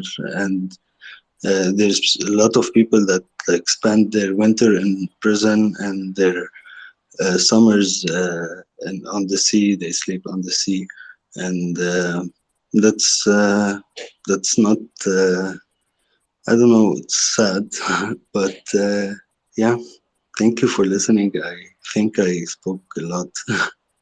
No, no, what you said shares a lot of things in common. The conditions that you describe are very similar to the conditions of where I had to stay in. So I feel identified.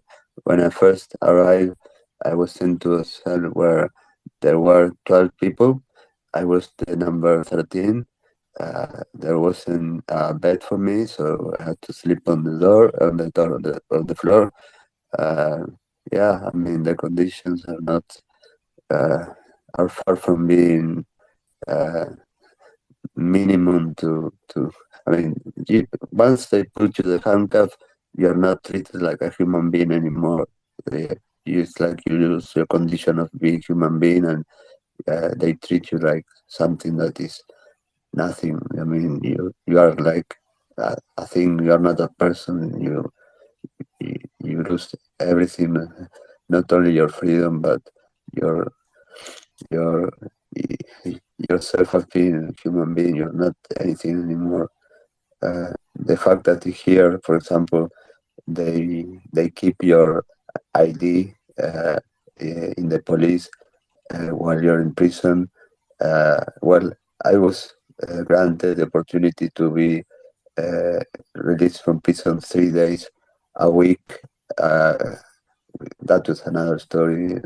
Okay, the thing is that I was able to leave prison for some days uh, after the 6 months because of corruption, basically, and because of other uh, other things. And I I was outside the prison, but I still felt like I was in.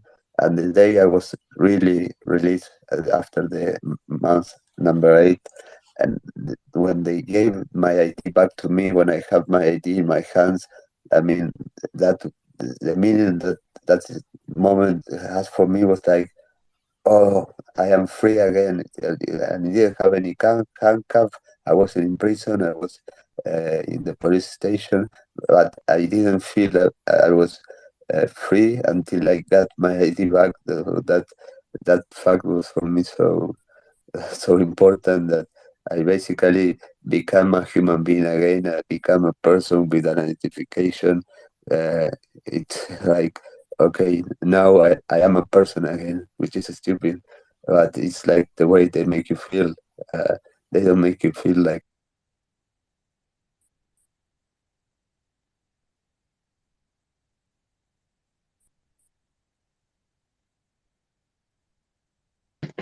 um, yeah, and maybe it's for many people that is not so important. Fernando. What? Sorry, you was finished, Alberto? I thought you were finished. Hello. Okay. Okay, so I got your DM. Yeah. You okay? No. Yeah, everything's okay. Thank you. Thank you. Okay. Cool, Thank you. cool. Before, I never expect I go to jail. Never. I was always like I feel inside me I'm the good guy. I'm at the good one. And I never was like so interested in this part of people or of this part of situation because I never was expected to be in this situation. But when it's happened to me, it was like a, a cold water in my face. It's like, oh my God, it's really happening. And but that's not nothing you have to go through to learn about. Maybe if you listen about Joe's story or Alberto's story, you learn and you feel that when you feel it, you doesn't have to go through this experience, but you have this experience. It's like you gain a new power. You have an experience because a friend. You can feel that's empathy, and so you don't have to feel like okay, I didn't have this experience, so I don't know how it is. When you feel people and when people can tell you exactly how it feels there, you can feel it. You can feel it when you just sit down, close your eyes, imagine you have no freedom. You have everything what you have to do, what you want to do, you have to ask. Sorry. You have no mirror. I don't think any jail have a mirror. Imagine that. Uh, you have to wait for you eat. You have to wait to take shower. You have to wait for go 30 minutes outside to see the light or to breathe the air. And this is something, if you feel that, you enjoy more your freedom, I think. Only to go in this experience. You doesn't have to to punish yourself, but if you can put yourself in this position and you really feel it, because I put myself in different position in my life that can happen in the future. And I cry or I'm happy, but I'm in the I try to experience every scenario and everything what can happen to me. I try to experience to live it now, so I'm not surprised when it's there. This is something very difficult to explain, but if you uh, know what I mean, you can take any experience for anybody and learn about exactly how it feels. So you have the exactly same experience and you grow with that. And so you can have other experience, and that's evolution, not the same experience. Don't make the same mistake. Make your own mistake, but not the same that your friends make. You, sorry, your parents, yourself in the past. That's how we can grow together. It's like doing different mistakes, and when you have an experience, do something else, and so we go forward. And this, I'm so happy you left this behind you. And I'm on my way too to left everything behind me what I have in the past. And I feel this moment. I feel your moment that you when you go through all this and you sit down and say like, oh shit, now what's now? What now? What new? Yes, that's it. Thank you. Willow. Gracias, Fernando. Thank you. And one thing in common is that I was telling earlier, so in Willow, is that it was a word that for me, it was a word that was not part of my life, that I didn't care about, that I didn't think actually how it was, how that it exists. It was just something not part of my world. And well, when I was in that situation, realized and became aware of it. It was only because of that. Uh, and so you say that you wish things changes and the conditions change and things improve in your country, in the system. Well, I encourage you not to hope, but to do things in order for that to happen. You can expose and you can share those conditions that you have to live, that corruption. You can tell that to the world in different ways. So maybe that way you can be the one who can push a little bit in order to improve those things for others. You can do it, yeah. And I'm almost crying because of a message somebody sent me. So thank you. And this is very touching. So yeah, Willow. Oh, I kind of forgot what I was gonna say. I don't know why, but She was too busy. my husband Because is we talk no, too long. he's just joking. He's just joking. Okay, I know. I have a question. Um, what what kind of like conversations have you had with like the courts or like with the DA or like with the people like the lawyers and stuff? Like what have they said about it? Well, in my case, um well, apart from when I was sent to court 2 days, I was interrogated by the prosecutor. That was something that I can later enter into the details of how stupid, ridiculous, useless, completely uh, I mean, irrelevant. That interrogation was how it showed that they absolutely had no idea of what the crime they were prosecuting for was. They had absolutely no knowledge of anything. Uh, it was so ridiculous and for me so frustrating because I felt like I was speaking in a different language than them. We were not communicating. They were asking me questions that were completely irrelevant to the cause. Uh, I felt like completely like I don't know. I was being asked questions that were ridiculous, that had nothing to do with anything. That even though I could answer the questions they were asking me, it would make things even worse. And everything I was saying was interpreted in a way that was causing me more damage. So that was the interaction with the prosecutor of the day. The judge in the middle of the second day opened the door when uh, my lawyer was enumerating the facts why the arguments why prison was not something that was reasonable in my case, saying the alternative measures that could be taken, such as communitary work, teaching, I don't know, a lot of things. But the judge opened the door and she said to my lawyer used to be a criminal judge. 6 months before I was one of his first clients as um, a criminal lawyer defender, and he knew the judge, and well, the judge knew him, and the judge told him, "Please don't complicate my life to my lawyer." So basically, she had already sent me to prison. She had already made a decision. She didn't even care to read the arguments my lawyer was exposing.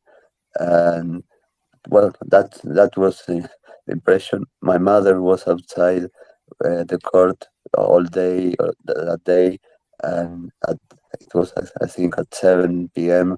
that the judge signed the resolution to send me to prison. That she left the building, she opened the door, and my mother always said her image, the image of the judge, was somebody who had won a trophy with the ego like on the moon, arrogant, and my lawyer couldn't believe that decision because that was something that wasn't expected, wasn't supposed to happen, was completely not the resolution that he or any judge would take in a case like mine. Okay, that's it. And then all the interactions with the justice system was made by my lawyer. I didn't have to interact with any of them after that. I only was granted once the opportunity to go to speak with the prosecutor once that I wanted to provide all the credentials to access to all my CSET devices, my computers, the password to enter to the pins to enter into my encrypted pen drive, to my cryptocurrency wallets, the usernames, passwords to enter to anything they say. Even I was willing to give them the credentials to access to any service in the cloud that I had in order for them to see from all this information that I was storing in order to make the process faster and to show them that I had absolutely nothing that they could find about any crime activity, anything that was illegal. I wasn't having anything that could be linked to any crime because I'm not a criminal, and I wanted to provide them in order to see that themselves because the process was so slow that they weren't doing anything with the safety equipment. Apart from the fact that it was all the evidence was contaminated, there was no chain of custody of anything.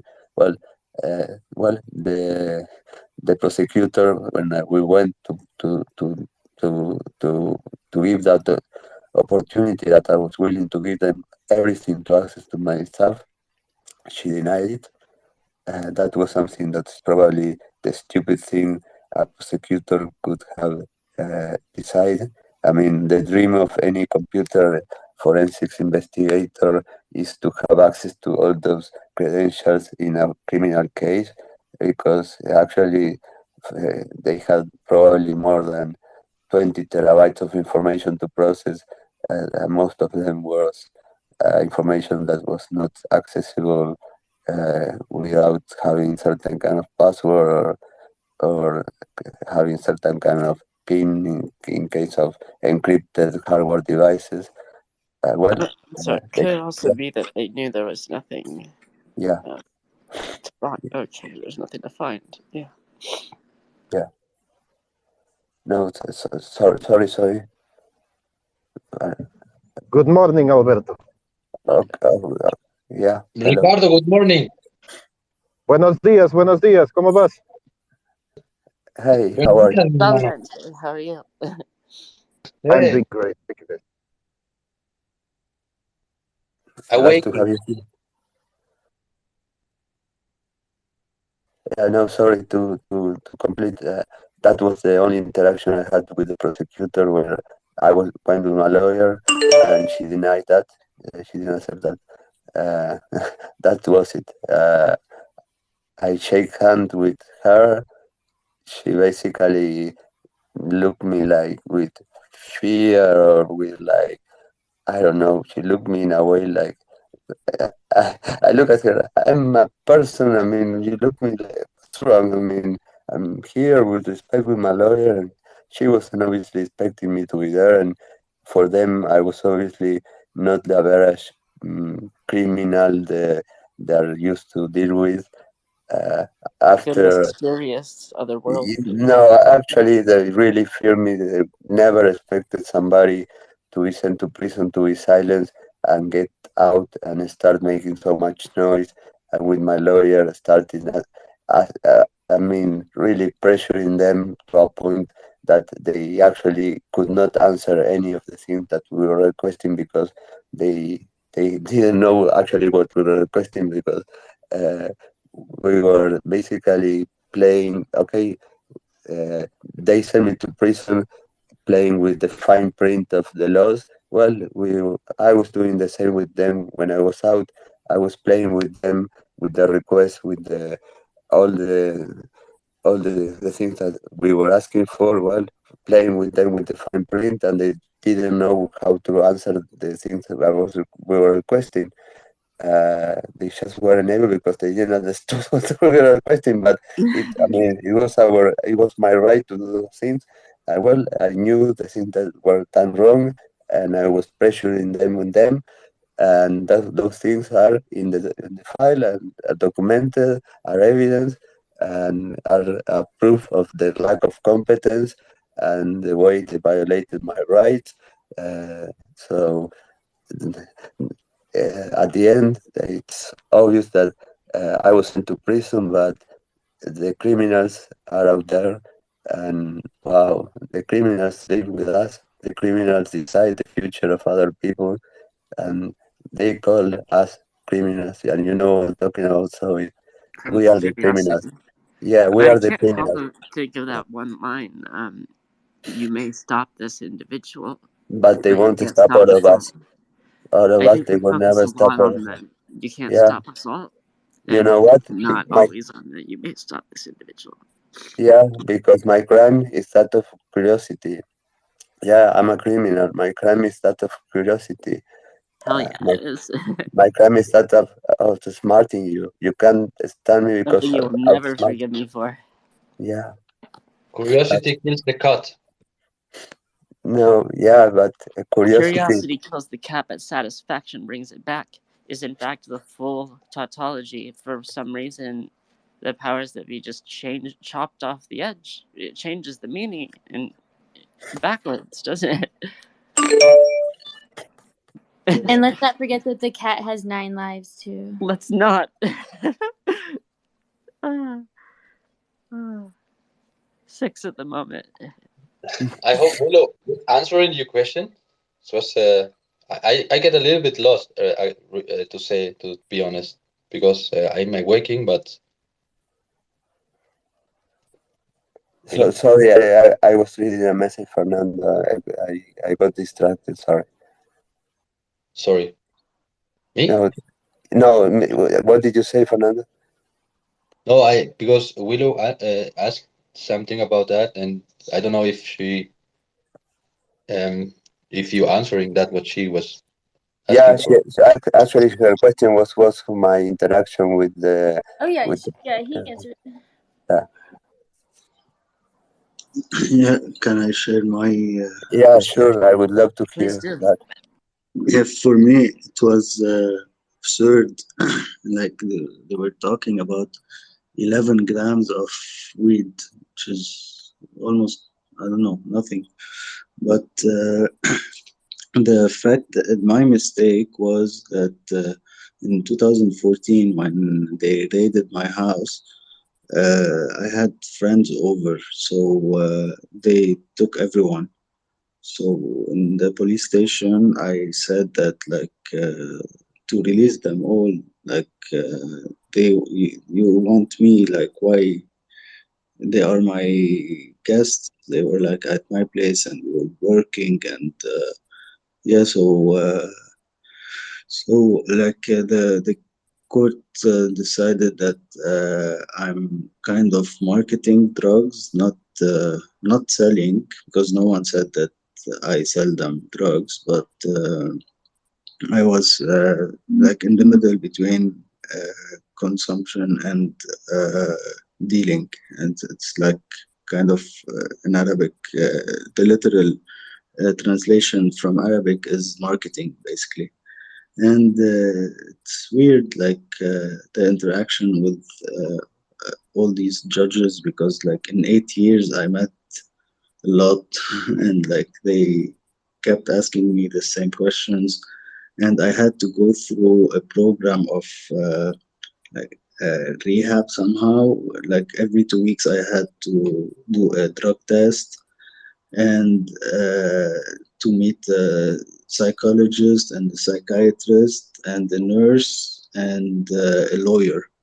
And it's a good program, but for me, every time I went there, they tell me your story is nothing. It's you're not an addict. And I'm not an addict. I smoke from time to time, but it's just it's just like drinking like a glass of whiskey for me. Like it's anyway. So every time the You don't have to interaction were explain. You uploaded. don't have to explain that about. You don't have to explain that about wheat. It's a sacred medicinal plant. It's ridiculous. Exactly, and it's been growing in my country for more than 3,000 years because on the snows, on the stones of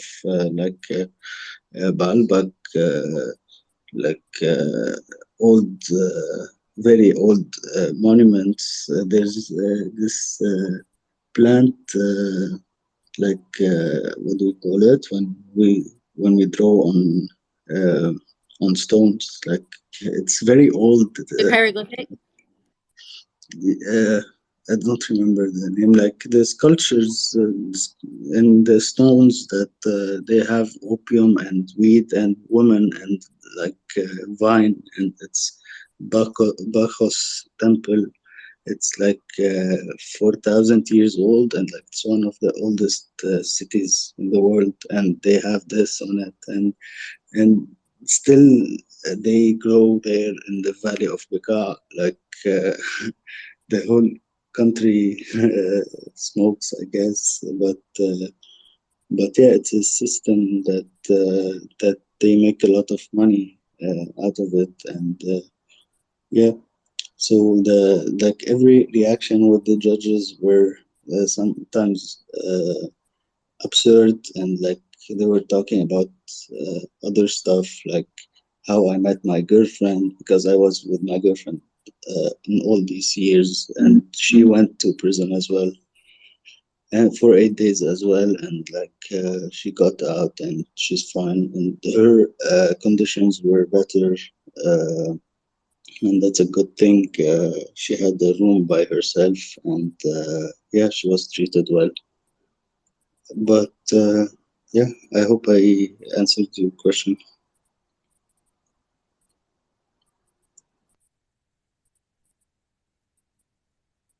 Yeah, I'm curious to know how is the defense system there in your country. If you can afford a good lawyer, does it make a difference? The poor people have the defense. How is it? I mean, how's that part of the system? Yeah, and you have to pay a lot for the lawyer, and if you don't have a lawyer, it's a problem. Like people stay there for months and years just because they don't have lawyers, and every court is like sometimes 2 months or 3 months later. So there's really innocent people that are like poor, or like they don't have a family to follow up. They are stuck there, and yeah, I feel blessed and privileged that I, I worked the last 14 years hard, and my family support me for that, and yeah, but it's sad how the system is. And yeah, there was like 4 judges like every time I go, and like they keep writing like a lot of stuff that like I came to this court this date, and there's 21 people in my case, like because there's not only me, uh, not only my house that got raided, but every time they like ask for the names of everyone if they are there, and like most of them are not in the country anymore, and they add papers and they postpone the court. So it happened for 8 years. So my document was getting bigger every time, 5 to 10 pages, and it's ridiculous. It's a ridiculous document. Like I don't know. It's weird to see that I have a huge document because of this small case. But yeah, it's like that. There's no computers there, so yeah, that's it. Thank you for thank you for sharing. I'm curious because I met a woman in a space the other day who said that she could be arrested if she was caught singing. They could be jailed if she was caught singing in her country. And I was like, I was very disturbed by that. But I was just curious. You said your girlfriend was treated nicely. Are there like laws that are different for how was Alberta? I know your by girlfriend chance, like she was went to somewhere like a good, cleaner and better, but like I don't think there's a difference between women and men on this case, but it's just uh, like it's her luck, her good luck that made her in a place that was decent. But yeah, like we don't have the rule of like getting in jail because of singing, and freedom of speech here is like good in general. like but yeah, sorry, what was the question again, or I did the respond? question was just like I was just curious because like in the U.S. the jail population is like there's way more men in prison, and so I was just worried. I was just curious if there was any sort of like dynamics like that, like you said. Yeah, there is more men. There is way more men in prison. Like all the Lebanon is a very small country, and all the prisoners are 10,000, and I think it's 70% men, and yeah, most of them are for drugs and all kind of other So crimes. weed, what is the sentence for weed? Like in Arabic, you mean? Oh, the sentence. Oh, sorry. Yeah, the sentence. uh, Yes, sorry. yeah. Like consuming, it used to be 3 months. Now, the last 2 years, they decided it's 2 days because there's no places in prisons anymore. And for like marketing, it's 5 years, and for dealing, it's 7. Marketing. I've never even heard. The marketing thing is so weird. Yeah, It's I like know. I've never heard of that. Sorry, you were talking only about weed, 7 years Well, for or for yeah. I was curious about all of it, but yeah. What about Alberta? What are the sentences in Uruguay? well, Is it decriminalized? when it comes to drug trafficking, it's an interesting question. Um, there are basically possession of drugs as a tool for personal consume is not a crime in any way. Personal consume is somehow not defined by law, but for example, 5 grams of cocaine uh, are normally considered as something that is for personal consume all the time. Then it's um, the amount of, well, when it comes to weed is legal. You can buy it on a drugstore. Uh, Everybody can buy up to 35 or 40 grams of weed marijuana per month. Uh, or that is since 2017. Uh, they did that, I think, just for showing the world how advanced this country Whoa. was. I did not know that. It was not like that when I was there. Well, the fact, no, because it was not like we were before that. And the fact is that our country is known for in the world for the fight certain government had against the tobacco industry that began in 2005. Philip Morris sued us for billions of dollars for the the strategies and the policies the government has to fight against the tobacco industry and to reduce the consumption of Wait, cigarettes. they sued Yeah, y'all? yeah. That's No, ridiculous.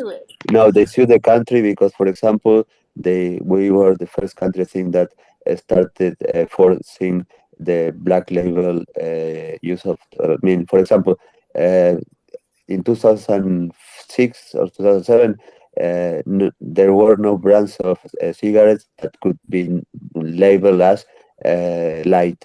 There were no Marlboro lights anymore, no lights anymore because they weren't considered light cigarettes. They were all cigarettes. They should sell only one brand. Well, each brand could only sell one kind of cigarettes, and 80% of the 80% of the box should contain messages saying how the dangers of smoking. Right now, 100% of the box is the same for every cigarette.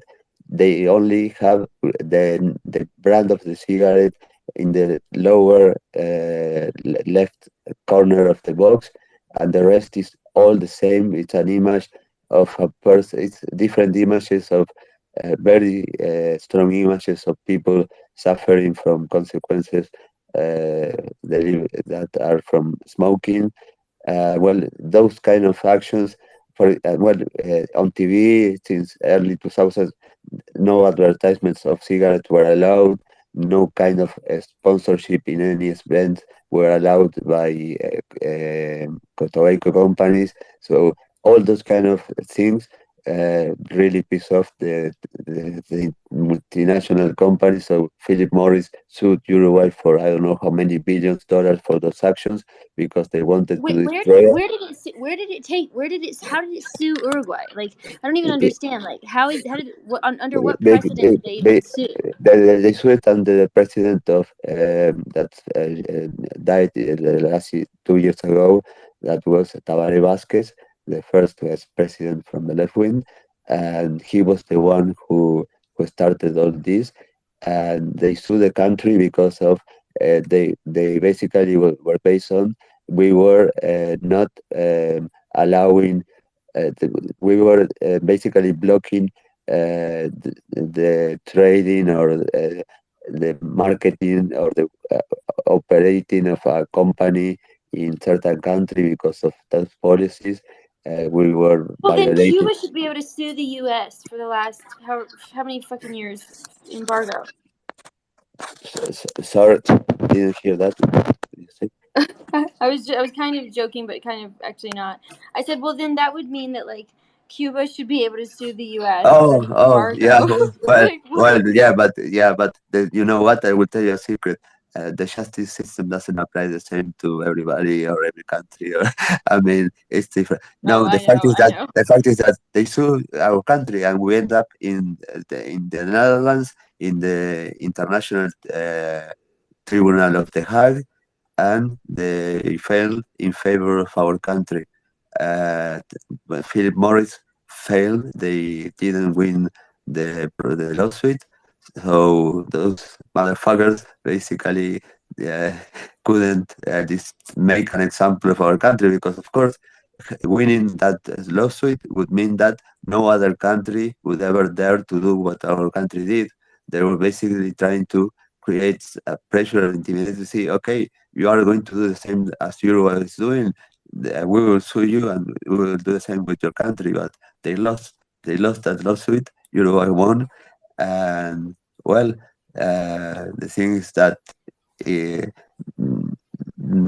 uh, those all those strategies at the end uh, were they were. I mean, you're telling me that you weren't aware of this lawsuit and you weren't aware that Uruguay was the first country that, as a No, whole country, legalized. Well, Uruguay was the no. first country in the world that, as a whole country, legalized the marijuana, the cannabis selling for recreational purposes. I mean, not for medicine purposes, but for recreational purposes.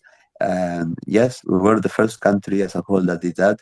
Not even the US. I mean, the USA, it was legalized only in certain states under certain conditions. In other countries, it was also not in a country level. It was legalized in certain circumstances, cities or states, or not as a whole country. Uruguay was the first one. For me, it was just again something that a measure was taken to show how advanced we were at that. But on the other hand, the contradiction fighting tobacco, and then another president showing uh, this country advances being so in front of the rest when it comes to the tolerance regarding I mean the strategy regarding the strategy regarding the drug industry, where they were saying, okay, people are going to do drugs, okay, the harm reduction strategy, if they're going to do it, let's make it do it in a safer way instead of going to dangerous places to buy it.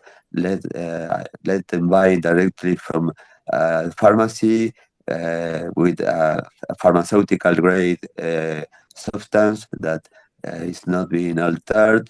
They will know what they're buying. That the marijuana is being produced here in Uruguay, following certain strict regulations and controls of many of different kinds. But well, it's just for me something that for them it was like, okay, the price of each gram of marijuana is going to be $1 a gram of marijuana in order to compete with the illegal market, and they wanted to take the market share of the traffickers from, I mean, and have them have the buyers buying them from the government. The fact is that many people that weren't smoking marijuana before that, after it became illegal, they maybe started trying marijuana because it was illegal, so it wasn't dangerous, so it wasn't bad. Oops, maybe that way of thinking is stupid, but maybe some people think like, okay, if it's legal, it's not bad. Maybe that's stupid, but I don't know. The fact is that the numbers were never being shown to the public regarding how much of the market share was taken from the drug dealers. And what I know is that people that consume marijuana have been consuming marijuana since, for a long time. That I mean, are friends of mine. They still buy them from the black market. They don't go to the drugstore because to go there and buy them, you have to be registered in a system that preserves your anonymity. And you have to pay Yeah. for the privilege of being logged into that system. Well, the fact my is that God. okay. The fact is that okay. You are in a system that, first of all, I wouldn't like to be registered in any system of the government because I don't want to. I mean, even though it's just to guarantee that you are yourself and you are buying the amount that not more than the amount you are granted every month, blah blah blah, and all the bullshit that justifies being registered in a system. First of all, I wouldn't trust any kind of computer system of the government because maybe and just maybe using admin you can access to the system.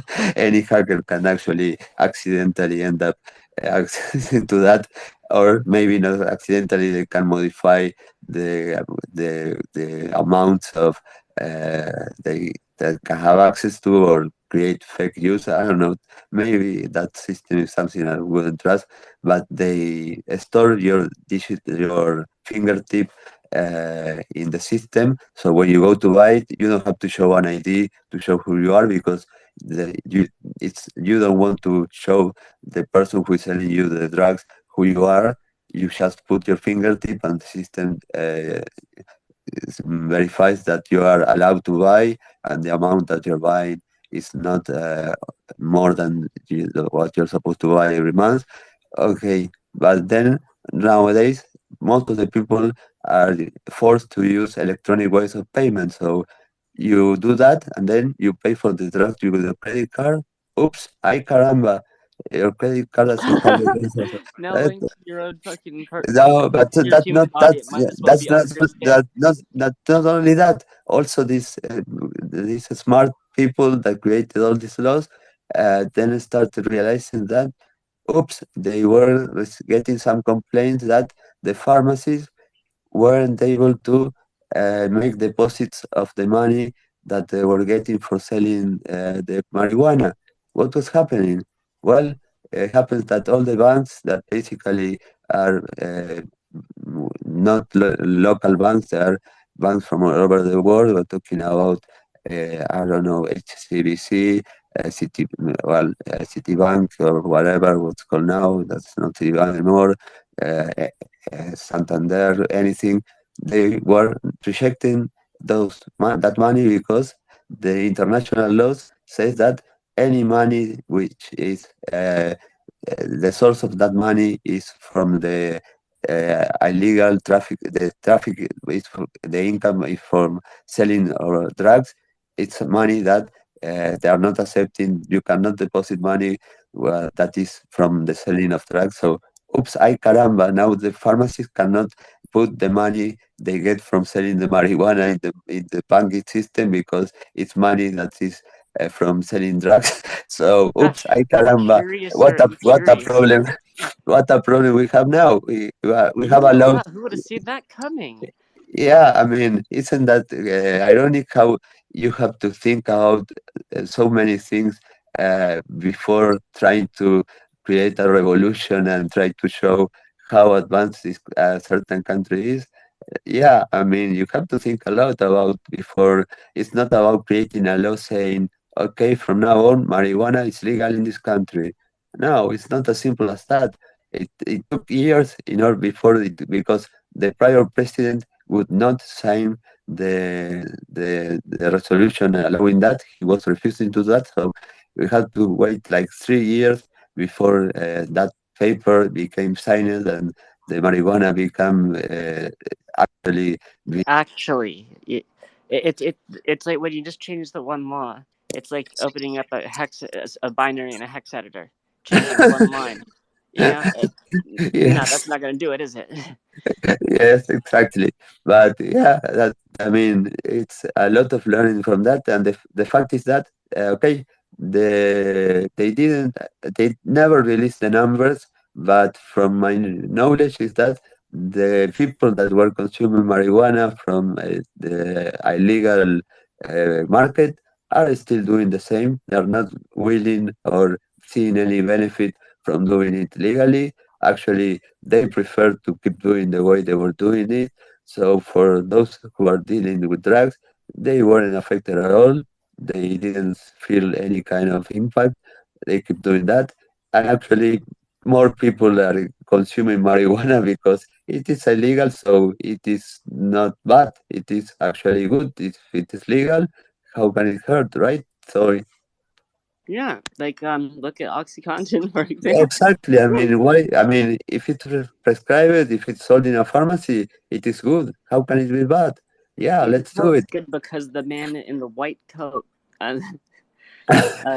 yeah, he's raised up about 2 feet off the ground from us, and he says, "This is good." This is good, yeah. And meanwhile, he's getting his paycheck from the pharmaceutical, saying, "Okay, prescribe." I don't worry about that too much. Yeah, but prescribe as much as you can because the more you prescribe, the more you get, and overprescribe Ritalin, overprescribe. If somebody has a pain in the finger, oxycodone for him, and yeah, don't worry about anything. This is safe because this is. That's exactly what oxycodone is. Yeah, that is for. I mean, I read it. Yes, I read the. Everywhere I touch hurts. My finger's broken. Yeah, I know. I have read the box and it says usage in case of pain in the finger, take 2 pills of oxycodone, and if the pain isn't reduced, take more. No worry, it's completely safe. Oh my God, this is crazy. They really called it a non-addictive opioid. Oh, fucking, you're fucking kidding, right? Most violently addictive. Yeah, I mean, it's I don't know, 30 times more powerful than morphine, or I don't know how many times more powerful than morphine. Okay, morphine here isn't even prescribed. It's only prescribed if you're about to die or in cases of severe injuries. I mean, Yeah. it's like crazy. But yeah, that's how But crazy. the power is that big of a difference. I put morphine in my coffee in the morning, I'm not gonna notice. Put oxycodone, I'm gonna notice. Well, actually, unfortunately, you can get morphine in the pharmacies with if you have access to certain people or certain contacts. You can get anything that is not over the counter, like delivered to your house. In a like I got my pizza. Well, you can get anything that is sold in a pharmacy without a prescription. And well, but the fact is that for here we don't have oxycodone. It's not. It's Oh, not. that's good. No, because it's crazy. I mean, that is a terrible drug. I mean, that. I mean, they should legalize cocaine and make oxycodone illegal. I mean, I that's don't know what it's for. I mean, there are other opioids that get you high in the same way, if that's what you want to do, without the instantaneous forming of dependency. It's just built as another cage, another trap. yeah, and that's crazy. And I tell you again, for me, it's so fucking ridiculous, stupid, and completely crazy that in the USA, being arrested with any kind of drugs, unless you are in certain state and you have certain license, you are sent to prison for having cocaine for your personal use. Oh, that's a fucking joke. I mean, that's a crime in the USA. Okay, and how many people are in prison for that? Well, No, just that's if we're counting whites and non-whites, then it's a shitload. Um, and if we're counting all the forms of coke, there. I actually don't remember which way it's working right now. For a while, it was that if you had cocaine, then it was a rather light sentence. If you had cooked it, which was pretty much done in lower income communities, so that's our blacks and brown, our black and brown brothers and sisters, that they get a Schedule 1 totally illegal sentence, and the white people get just a Hey, slap on the wrist. hey, hello, how are you, man? hi. How are you, Taimo? I'm good, I'm good. I just had my take on this. I think if a person wants to do, if he isn't caring for someone else and he wants his for his personal use, then someone should not be arrested. If the Of person course. is like, not dealing and using his for his personal use, then in my opinion, he shouldn't be arrested. That's just wrong. Yes, I mean, you can. I mean, people should do what they want to do with their body.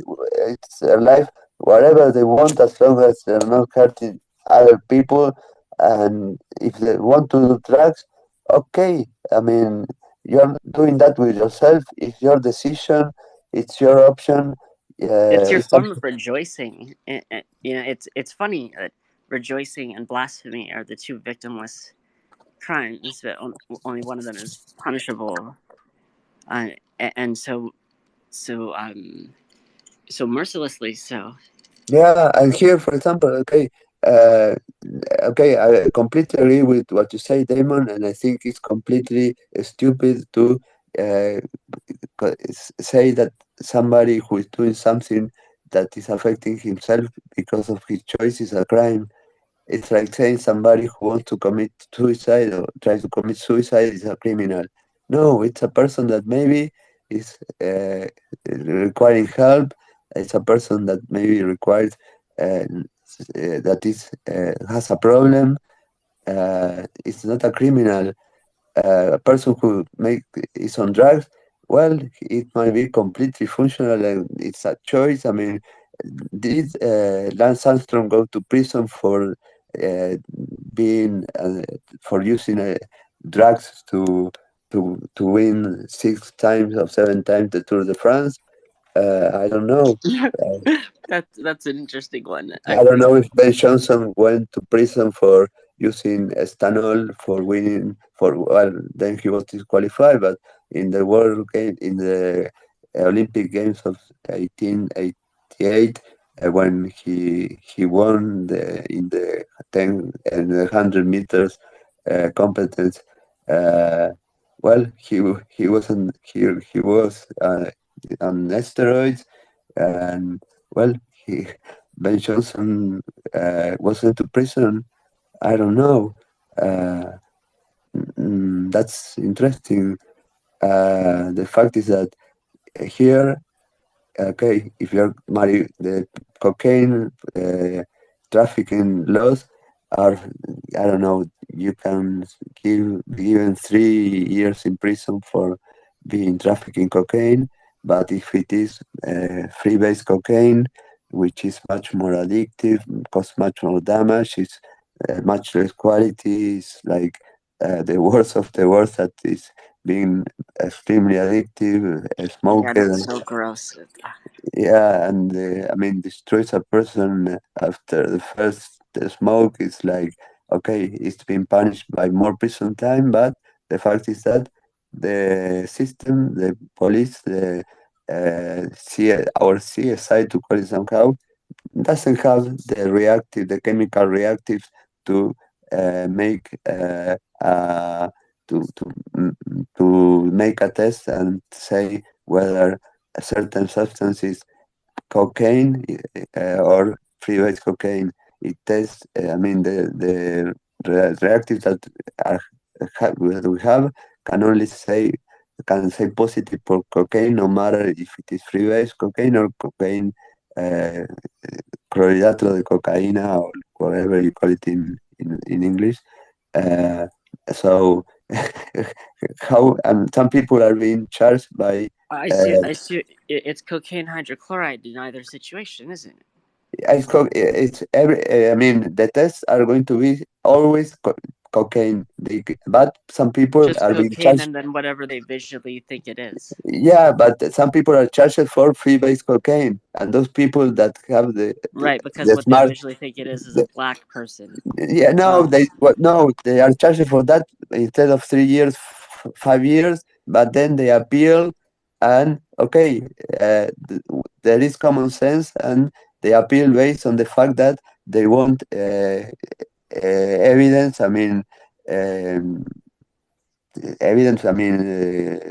that the substance, I mean, is actually free-base cocaine.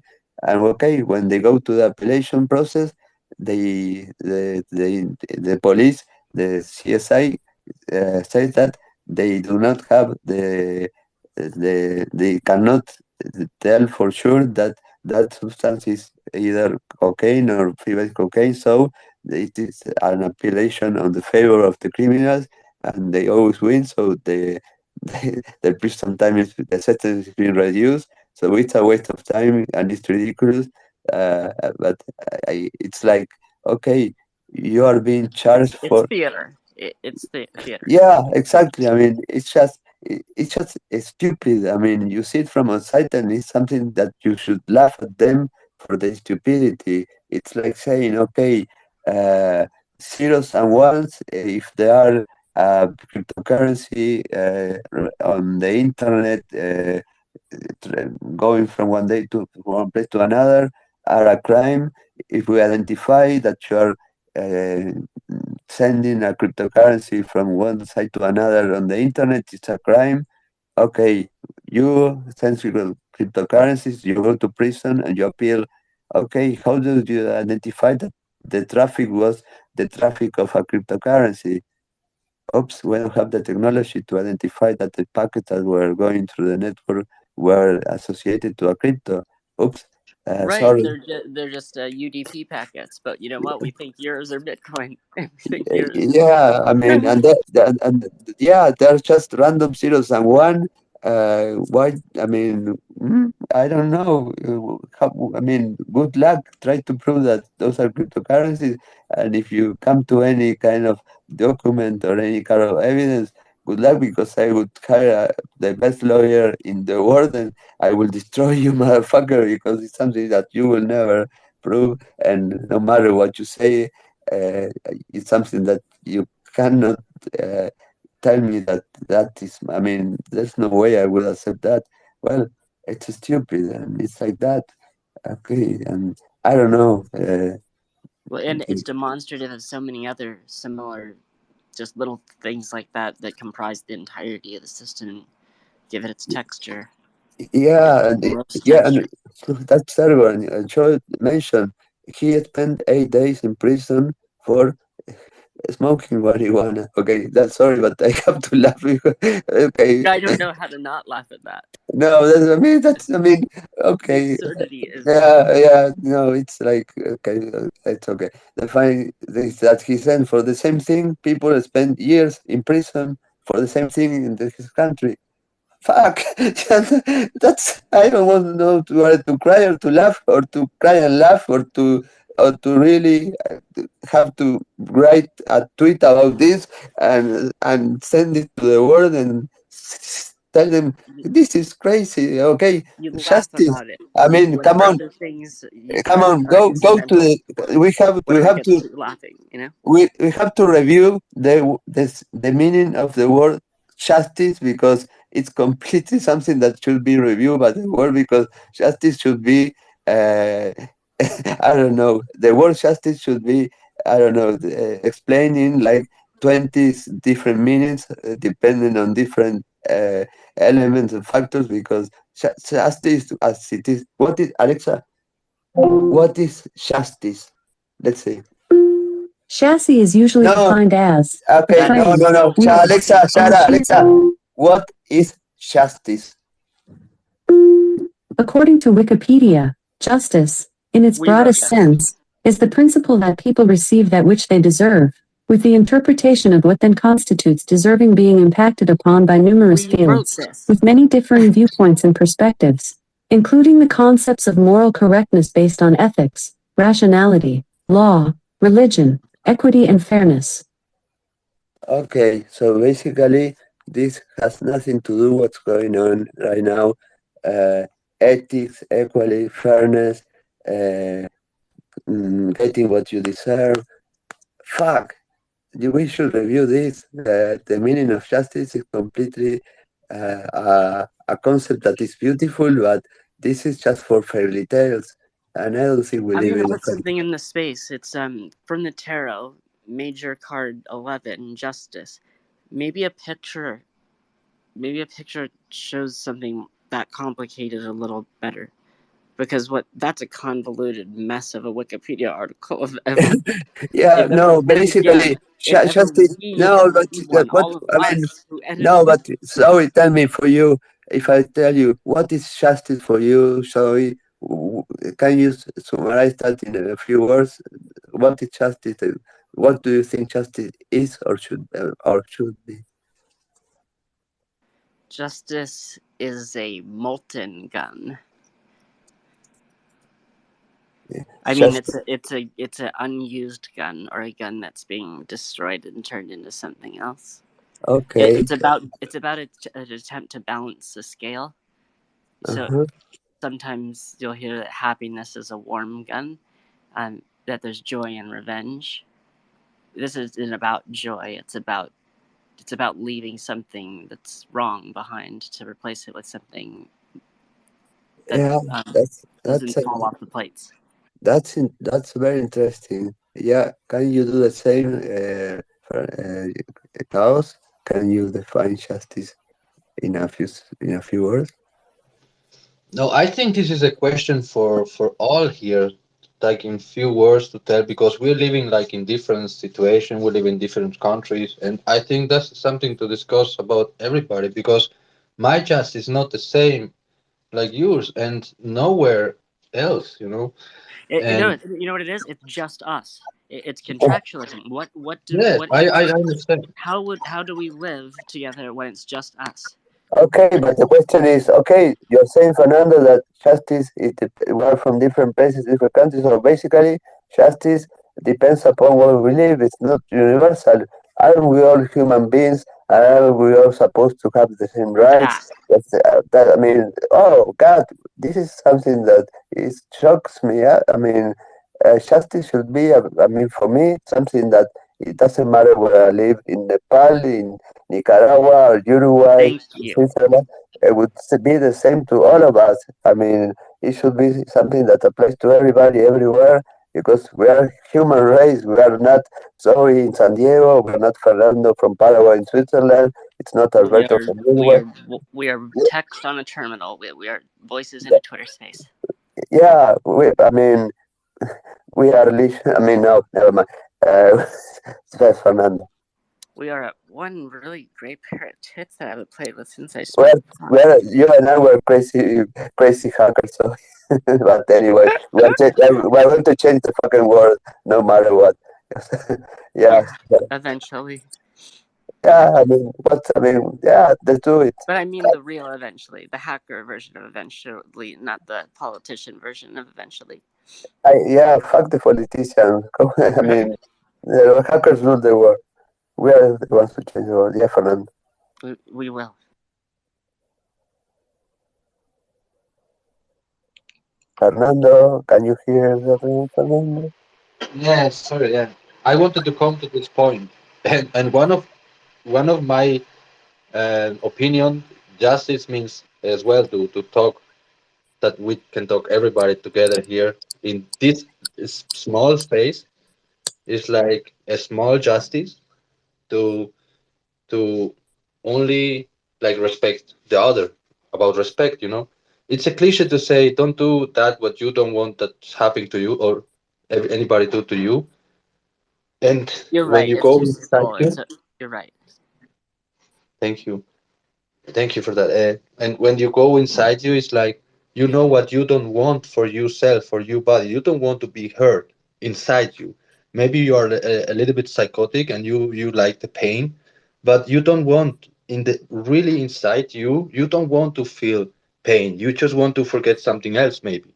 And if you feel that inside you, I don't think you want to make you have the I wouldn't wish it on my worst enemy, including myself. No, I have to say, what reminds me is a person who wants to commit suicide doesn't want to kill himself. He just wants to change the way he's living. That's a fact. Nobody wants to kill themselves. They don't want to keep living the way they're living. That for me is the same that you're saying, Fernando. That's a huge point there. I think some of us are afraid of forgetting that it's impossible to want to die unless you. But we're afraid. Like, what if we totally forget that there's a worthwhile version? Well, now you have the metaverse. Sorry, you have Meta, Facebook, and Facebook is Meta. That's wonderful, isn't it? Oh fuck! And I have a 2022 calendar with pictures of Mark Zuckerberg in a swimsuit. There's just all sorts of things to look forward to.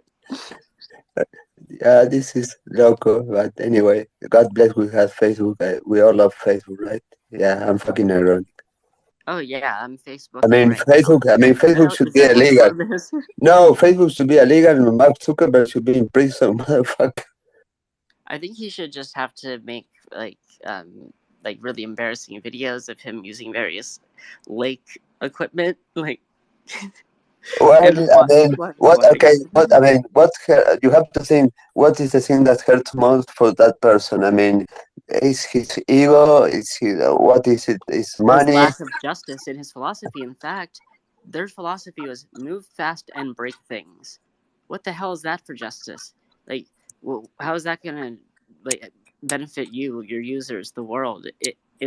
It's a nonsense tautology to make money as quickly as possible with no regard for anything else. Yes, that's absolutely ridiculous, absurd, and the fact that I don't know how he can sleep at night because say there is no soft pillow. No, yeah, well, a lot of Rohypnol, alcohol, and combining sleeping pills with alcohol because there's no so pillow as a clean conscious, and that person, I mean, I don't think he has a clean conscious. He cannot have sold all the information of the users to third parties to be able to feed a system that was able to manipulate people in the elections of 2016. Uh, so there's no way. I mean, he could have give that. I mean, he broke. I mean, all the basic He's rules. Dr. Frankenstein at best on his most talented day, and today might be it. I would not be surprised if he cryogenically freezes himself for the 14th of February. Well, today is a nice day to deface Facebook. I mean, Meta or whatever. I hope some hacker can put They some can have interesting. Meta. We'll make up new prefixes. Well, yeah. Well, I don't know. Maybe some hacker can do something to have some fun with this person that play with the life with other people, and not one but millions of people without any mercy and without any consequence. And should any consequence they eventually And have, without any hair. Like what? Like I don't know what that's supposed to be. I don't know. But as far as I know, if they ever had any consequences for the evil act, it was only about money. Just I mean, gingerism. I'm so sorry. It's a very inappropriate joke. I don't know. So this is like something that really upsets me, and that's why I normally Me don't too. use. I I don't use ran it. out of tears about an hour ago. Physically, Well, you know what? I will tell you a secret. Uh, Someone else did too. Yeah, it was. and that's appreciated. This is already a good Valentine's Day. That Well, there is so much more fulfillment in that type of connection because it's a universal thing. Um, Not everybody has seen what's going on, but some of us are lucky to see it or terribly unlucky to see it, and some of us aren't, and it's a matter of time, I guess. well, We're going to rise up. We have to. and I am glad people that can see it and can understand and can feel the problem.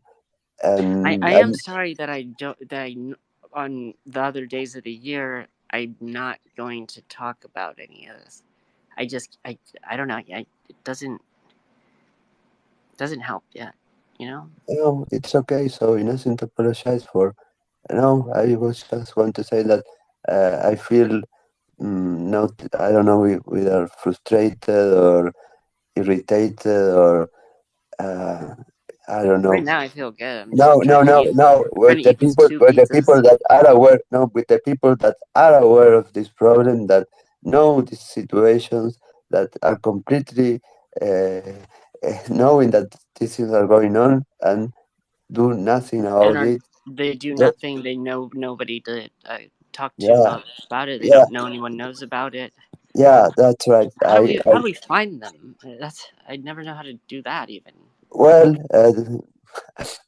I, I, I, I can tell you. I mean, I can give you the information of every journalist in Uruguay I went to talk to personally, and those people know the things are going on.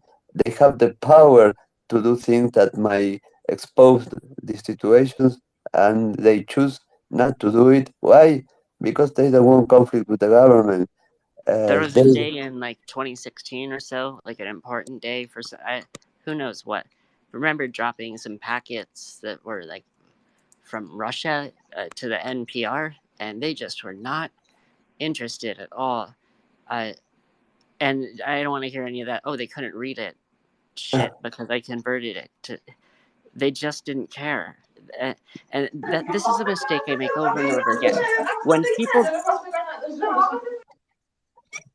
When people don't care, when evil people don't care, the extent to which they don't care is without bounds. They just don't give a shit, and I don't know why I forget that, and then what it kind of looks almost the same as naivete, though it's slightly different. Yes, for me, it's something that it makes them as guilty as those who are doing those things, if not worse, because uh, you not doing anything. Okay, this can happen to you. This can happen to everyone. This is just not fair. This might not happen to anyone you know. Maybe your life will never be affected by this, but do you accept a world, a society where this is happening? Is that okay with you? Are you willing to look down and look away and walk away? Fuck you. Get that. You should go to prison. You should go to prison for this. That should be a crime. Yeah, that should be a crime. You shouldn't be able to be a citizen of this country if you are behaving like this. You should take fucking actions. On 5 counts of inaction and not giving a shit. Exactly. Yeah. And again, we are the criminals. You who send me to prison are the criminals. Yeah, I am the criminal. My crime is that of curiosity, so and that's it. That's without my smarting them. Yeah, the one thing they will never fucking forgive. I think we're all guilty. We are all guilty. Yes. We built this world in the past together. We look away when Alberto. Yeah, I'm sorry. My lighter is not. My lighter is not. I have a lighter. You want a lighter? I have here one. Yeah, I think. Sorry. I said, "Fuck you. I love you." Sorry. I love you too, man. And yes, we was in this world. We enjoy this world. We enjoy the internet, but we didn't anything against to change something good. We was like in this generation that the internet was something new, and we have a new toy, and we start to play with it. And now we are like, okay, we did shit. We look away when people are doing shit. We didn't uh, anything about to make something better about. And now we are in this world, and we look back and we say he was, or the government was, or my neighbor, but I'm guilty. I'm 100% guilty. I was there guilty as well. I'm guilty both in the I'm guilty way and in the I'm Spartacus way. Yeah, I'm not here to say I'm. Yeah. Hey, Lovecraft. Hey, follow me. No, I don't here to say I'm a honest guy. I'm a perfect. I'm the good one. No, I'm guilty exactly the same how the government are or any other people that was growing with me in this generation. So I'm sorry about to say that, but I'm guilty too. And now we have the opportunity to make it different. But you say it. You admit it. Yes, I don't think they don't do for it. that. I beg for forgiveness. I already did, and I try to do it better now. I try to take another direction, and whoever is with in this direction, I would love to have these people around me. And I would forget about the past. I would forget about what you did, what anybody did. If you if you are uh, if you are learning with me, we are together in this. Oh, we have another chance now, and you have the responsibility of all your actions. That's not a secret. And if you look away, this is an act too. If you look in some other direction, it is. It to not do anything is a choice. It's an action. Yes, that is so. Yes. Yes, that's what I mean. Yes, and yeah, that's it. Hi, Django. Hi, I had my hand up, but I'm gonna have to go soon because I feel really ill, and no one listens to me. I listen to you. Really, I do, and watch films that you recommend and love them. Hi, Django. Welcome. How are you? What's wrong? Bad night. How can you? What's going on? People just keep cutting me off. People take the best out of me all the time. They just laugh at me like I'm a fucking joke. Well, they're not very imaginative. Then, I mean, you're like a human being. We're all kind of jokes in that sense, but you in particular, no, a joke, no, pretty, yeah, very nice, a Thank you. a very like universally appreciated presence in a Twitter space. Yes, these are all descriptors for you. Joke though, Thank no, you. not at all. No, people are doing that. I'm sorry. I think it's a rough day for people. It's not an excuse. Maybe an explanation. No, it's me. It's me. It's my fault. What is your fault? Sorry, what is your fault? What do you say is your fault? Everything. Do you mean No, girls in general? Because the answer is all. Like it's everything. I don't think it's your fault.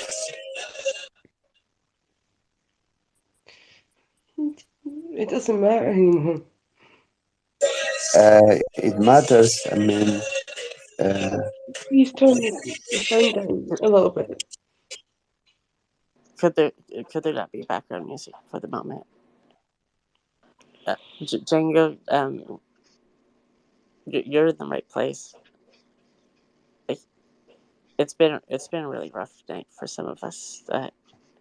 I literally can't move because I'm dehydrated and from running out of tears. It's just been people aren't always as good as they People could be. keep telling me that my diabetes is my fault. Well, that's really fucking stupid of them. that is so ridiculous. I mean, I think I already told you this. If not, I'll repeat it to you. Don't let anything that other people tell you affect you. I mean, don't let. Do you have more instructions on that, Alberto? No, I mean it's so fucking disgusting when somebody has that we give some people the power to let that person affect us with the comments, the words, what they're saying. I mean, no, fuck them. I mean, they can listen to the music, listen to Titanium. I'm bulletproof. Nothing to prove. I mean, I won't fall. I won't fall. They shoot me down, but I won't fall. Don't. You're bulletproof. You're bulletproof, Django. Nothing can take you down. You're strong. You're strong, and don't let anything affect you. I mean, it's only you who decides what to feel. Yeah, you cannot. It's not that. It's like something that's like been part of my life for decades, and I'm supposed to sit back and go, "Oh, it's your fault. It's your fault." It's not. It's not. No. I mean, It's if not. somebody tells you to fault something, It doesn't make any it's sense. It doesn't make any sense. The stuff that they're saying. That's our. It doesn't have to make sense. It just has we don't have to make sense at all. Like the way that we're treated doesn't make sense, does it? It's I feel like this day. I feel like we're finally doing this holiday right. Can I? Yes, please go ahead. See. Django, please stay around and just you're very welcome here. And please. anything you have to say, you can feel however you want to or however you're feeling. Or It's nobody's okay. I asking mean, you to change unless you're changing. Yeah. I mean, you should feel that people love you the way you are, and if they don't like the way you are, you don't have to care about that. I mean, be around those who love you, those who accept you, those who don't like you, those who criticize you. Okay, it's a problem, not your problem. You're not the problem. You're not the problem. You're not. You're really not the problem.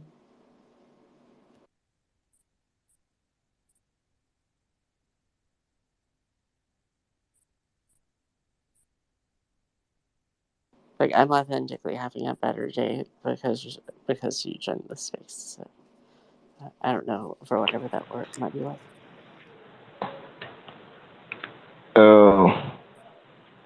Pretty, I don't know you, I don't know me, and I hate it when I hear someone feel so bad or someone that's like crying. I hate that stuff so much, and you don't need to listen to what anybody's saying. In fact, I requested to speak because when I heard you cry, it pained me a lot. Like you don't need to listen to anybody. You don't need to care about anybody gonna say. I don't know the situation right now, but I feel you need to be strong. I'm the kind of person that I don't listen to anybody. I don't listen whatever you want to say. Fuck shit. I don't listen to you. I move on. I keep on moving on because that's the drive. That's how I feel. So if anybody's saying nasty things against you or saying bad things, just move on. Keep your head up high and just keep on moving. You don't need to cry about When anybody's you're a girl, bullshit. you can't do that, like, because what you're dealing with when you're a girl is different. It's a different level of abuse, verbally, emotionally, spiritually, and the other one, physically. It's a different thing. You can't just decide that you're bulletproof as a girl. It it doesn't work that way. You just have to believe me, I guess. Like, I don't know how to explain it beyond that. Well, you only have to be a girl to understand what it means to be a girl in this world where men think they are the ones with the power to uh, make the women obey whatever they want. This is stupid world. You have to be a girl to understand that, to live that. Yeah, if you are not a girl, you don't know how it is, and if you're not Zoe, you don't know what it is to be like you. Only you know, and Right. I know it's not easy. Sorry. Well, I'm Zoe, just to be Yeah, clear. and it's not easy to be you, I know, and you know that I'm your friend, and you can count on me. I very much appreciate that. That's meant a lot to me. I was really excited to, because I think you understand, when I saw you in Twitter Spaces, I'd been aware of your story for a long time. So, okay, I think you can imagine now how exciting that was for me at that Well, time. well, and somebody opening their heart to me and telling me things that are no easy to express to others because they are not a man. I understand it's not easy and it's priceless. Thank you. Yeah, I really appreciate you listening. 'Cause if we just had more crossover in the different tribes that naturally occur, whether it's men, women, or whatever else, why list more? Yeah, if We are more all humans crossover, beings, no one. unfortunately. Yeah, well, unfortunately, we're all humans beings, and again, we should be exactly the same, no matter where we are from, the color of our skin, if we are men, women, or whatever. We are all humans beings, and we should all be treated. We're Pangeans. Yeah, Yeah, we're citizens of Pangea.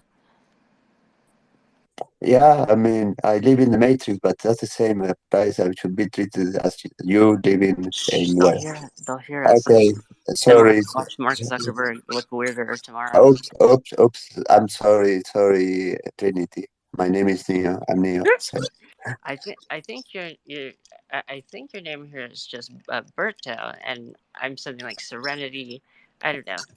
Oh, I thought I was the one. Sorry, I knew I was not the one. I'm not the one, right? Oh no, you're the one. No, I'm not the I one. can't wait to find out who Morpheus is in this one. How can I be the one? The oracle told me that the oracle told me what I wanted to hear, what I needed to hear. Oh, oops. Sorry, I'm making no sense. Okay, do you notice that she just says, "Sorry, kiddo. I wish I had something to tell you that you wanted to hear," and that answer works for both. I'm the one, aren't I? Or I'm not the one.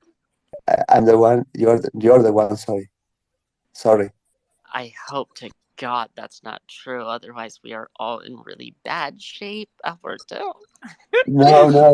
You will know that you're the one when the moment comes.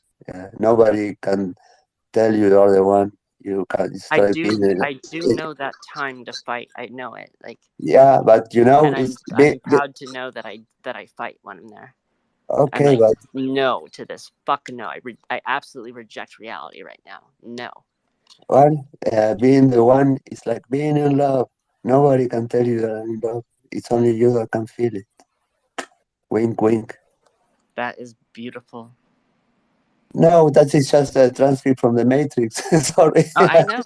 I know exactly what it is, and that itself also is a reference to a Shakespearean play that I don't feel like talking about. It's related to this holiday, perhaps. Yeah, and don't worry about the bass, by the way. What bass? Oops. Yeah, what race, what vase, what rose with a different name. It doesn't matter. But would you have broken it if I had warned you? That question is interesting. Never mind. It's out of topic. Yeah. What's really gonna mess with you later? Yeah, but grab a cookie. You'll accidentally hit the mute everyone button. Grab a cookie and take a cookie, and it will make you feel better. I promise. I promise you, kiddo. I'm gonna eat pizza. Is that open your mouth and say ah. Ah. And then I'm going to say you.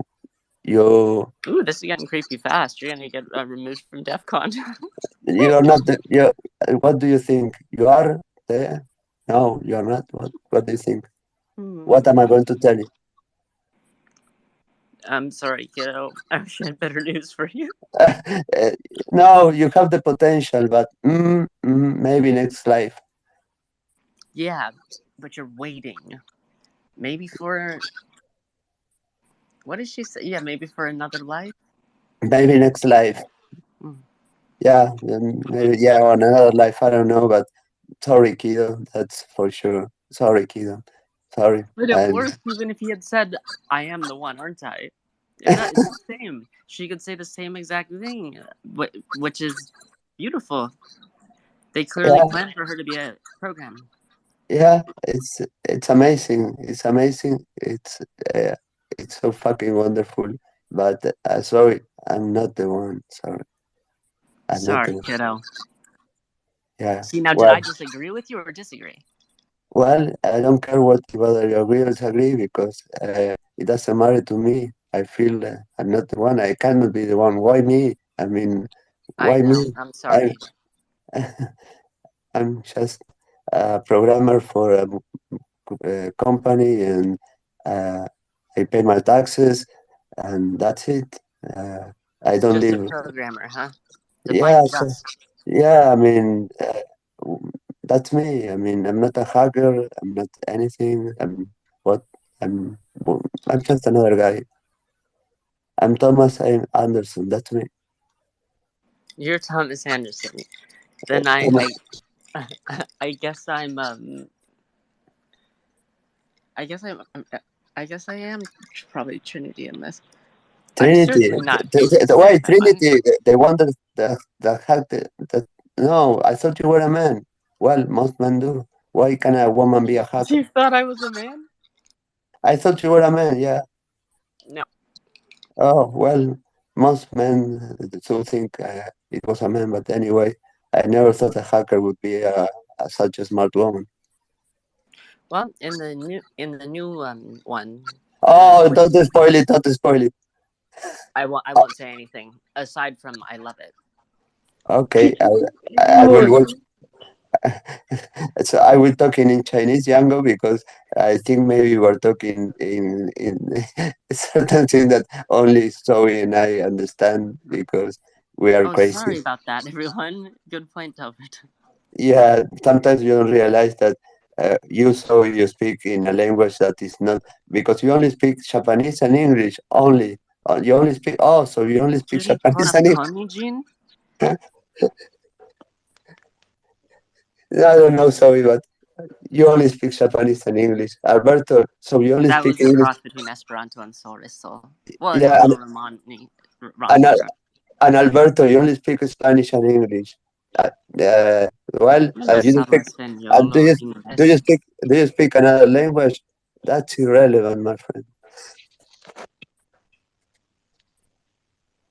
That was so fucking stupid. Hello, Adam. Good morning. I would like to let Fernando speak first. Then speak, Fernando. You are in the matrix. I just want to say something to Django girl. Yeah. I will love that nobody interrupt, please. I don't want to be disrespectful, but it's important to me. Otherwise, I can DM her, or if you want to continue Well, with Django you, girl, she's the one to ask, I think. yes, I want to talk with her. It's okay, Onisit? I can't speak for her. She No, I speaks. want to speak with her. I want to ask her something.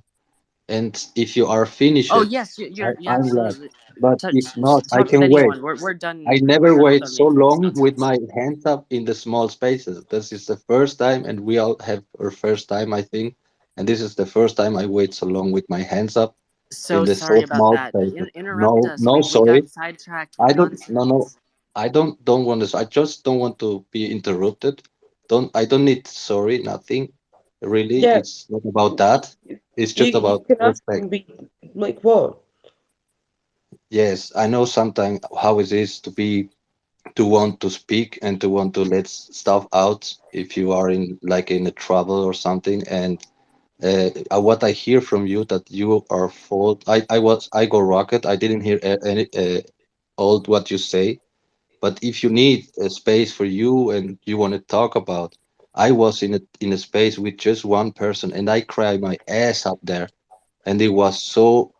I feel so easy. It was so important for me to can speak, to let it out, to talk about that. And if you need that, we can do that. I'm here to listening to you, but really from the bottom of my heart to listen everything and try to be there.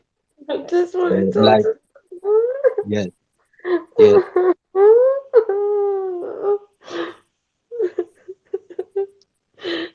it's okay. It's okay. It's I feel you because I was in your position crying with people in spaces, but it's in the same moment. Then I feel a little bit better, but I have the chance to speak, and that is so important. That was so important for me. Talk to someone. Django, is there anything that you want to like say? Yeah. If not,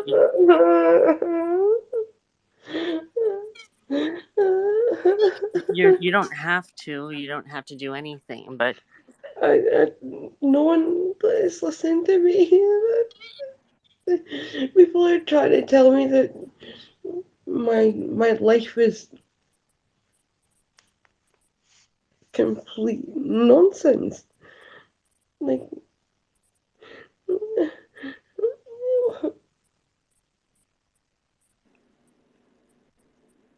does that? That's okay. That's good. That's you can breathe. I know maybe it's difficult, but don't forget to breathe. Breathe. Try to breathe and try to to I feel don't yourself how you want feel. to chat anymore. Don't care.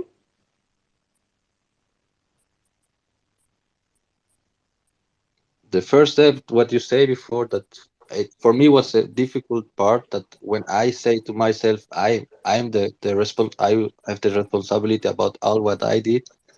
It was very difficult to doesn't have anybody to give uh, the responsibility for all what's happening in my life. And this is really a hard moment. And when you realize that you are responsible about what you do or where you are in this I'm sorry. moment, How do we know? How do we know this much about uh, it? I think maybe sometimes it's easy to assume things when speaking to a girl, and I don't think we really know what uh, someone's feeling until they tell us. Yeah, it's probably, I don't know. I usually find it best to not be prescriptive or prescriptive, and unless asked. Yeah. Regardless, I'm glad you're here, Django girl. Definitely interested in anything that you have to say.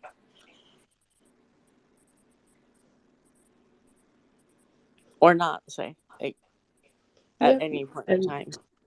yeah, it's okay. And all this is brought on a hypo.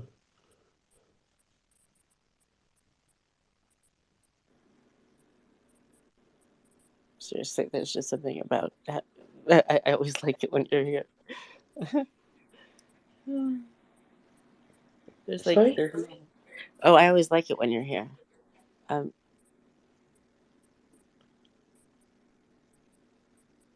why don't I have a clock?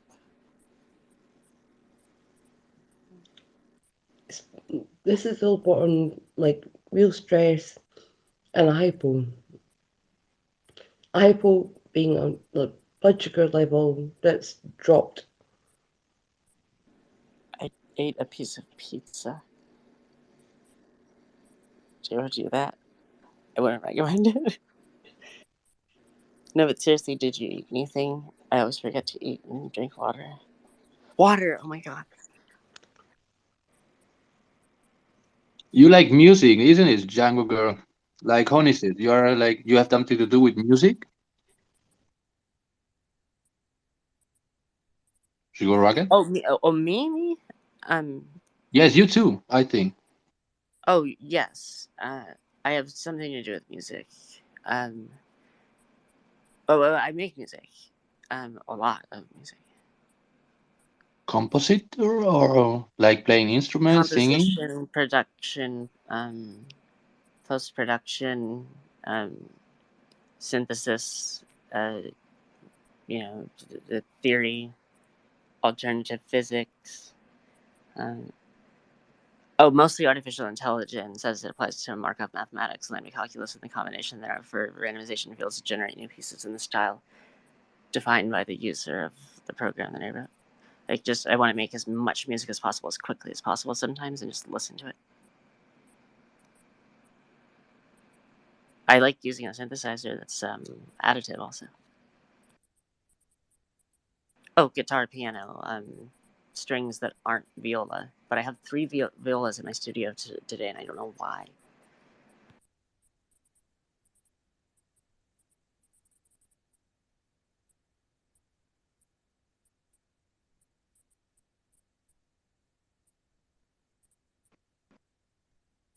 If I recall correctly, you're involved in music, right? Aren't you kind of known for producing good work of some sort that I cannot, and I can't read my index right now. Huh. Oh, I'm tired. That's how normal people talk.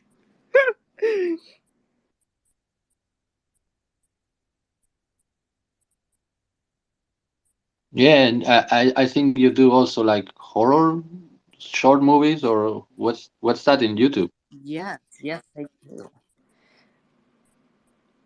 I'm sorry, in YouTube? Yeah, I saw like a trailer from you too. It's like you're doing like so Japanese like or thriller or horror something to do. It's Japanese? I don't know. I've done a lot of Japanese voiceover work lately. Yeah, it's an old one. It's let me see. It's I know you was just watching an audition from '99. But you have something that you produce yourself that we Oh. can see somewhere? Or me? Oh yeah, almost unless otherwise specified, something on my Twitter timeline is made by me. I did a piece I'm actually really happy with yesterday. It was just a dynamic performance piece where I decided I'd post about like 9 videos of rain, and I hid the good ones. So just skip to number 7, and then like if you watch the 7th one, you're going to have to watch the rest of them because obviously I had a point. The 7th is the best footage you have ever seen anyone take. I got lucky of a bee, of a bumblebee devouring like a fly or other type of insect, and I'm really happy with the way I narrated it. It's just really absurd. Oh yeah, Burn the Venue Down turned out good. Yeah, it's nice. I'm gonna put I'm gonna put the video. It's so good that my entire goal with this piece was to like there are only 2 videos that are relevant, that are like really really important. So I wanted to put them in positions that people would skip, because of just having kind of like a pissy morning.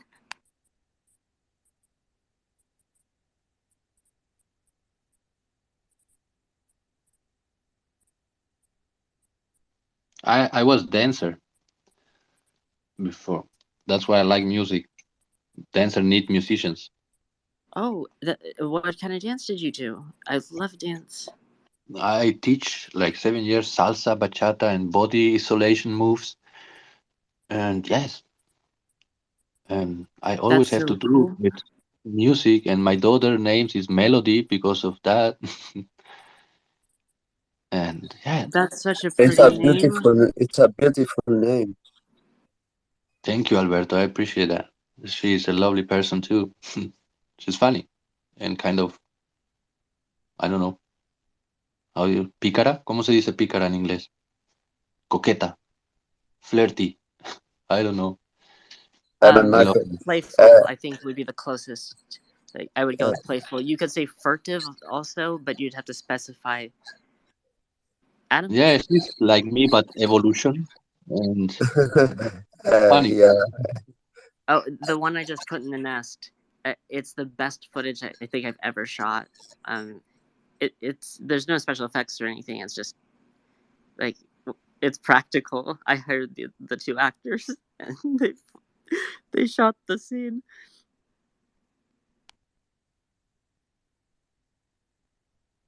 Wow, this is funny. It's pretty This good, is right?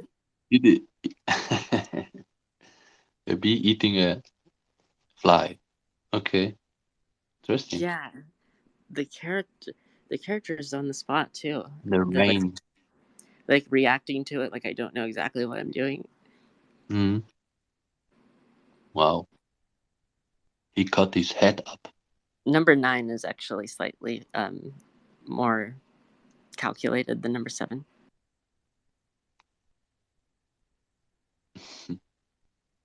So that's The what you others do. are all from cameras in Japan that I broke into. I don't think I include that kind of information when I do that. But if there's suddenly video from Japan that I don't explain, it's because I broke into a camera. Hypothetically speaking. Yeah. This is all just body talk. I didn't do anything that's illegal or unethical. Definitely, I can't do it. I don't like lying. Okay, here's the thing. I don't think it's unethical to just like check a camera. Like I'll never log into those cameras again. I'm just gonna like leave a note on how I did it and how I closed it up on my way out.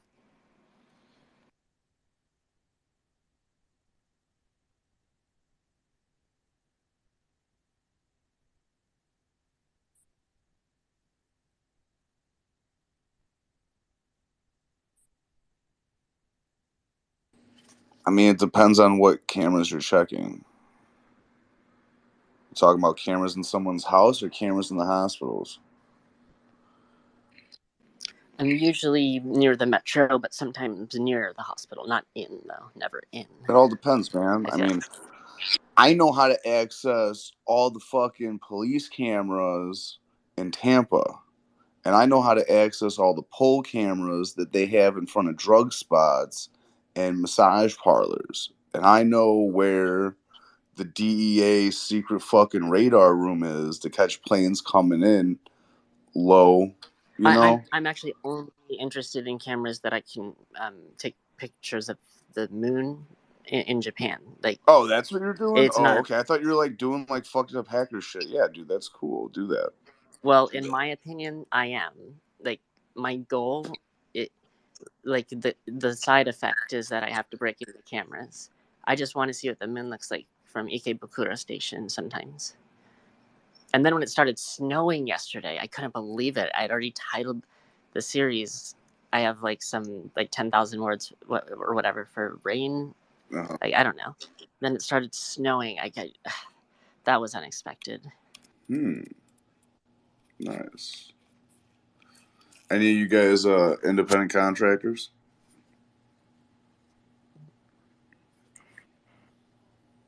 No. Does decentralized count as independent? Well, you got to understand, like an independent contractor receives a 1099. That's actually what I was trying to ask, but I didn't know how, so I went with a joke. Could you speak to that? What, I don't know that form. All right, I'm assuming it's a form. So think about it this way, okay? Like if I get hired by a company with a contract and I'm an independent contractor, I'm just gonna make up some numbers to make the math easy, okay? Let's just say they pay me $15,000.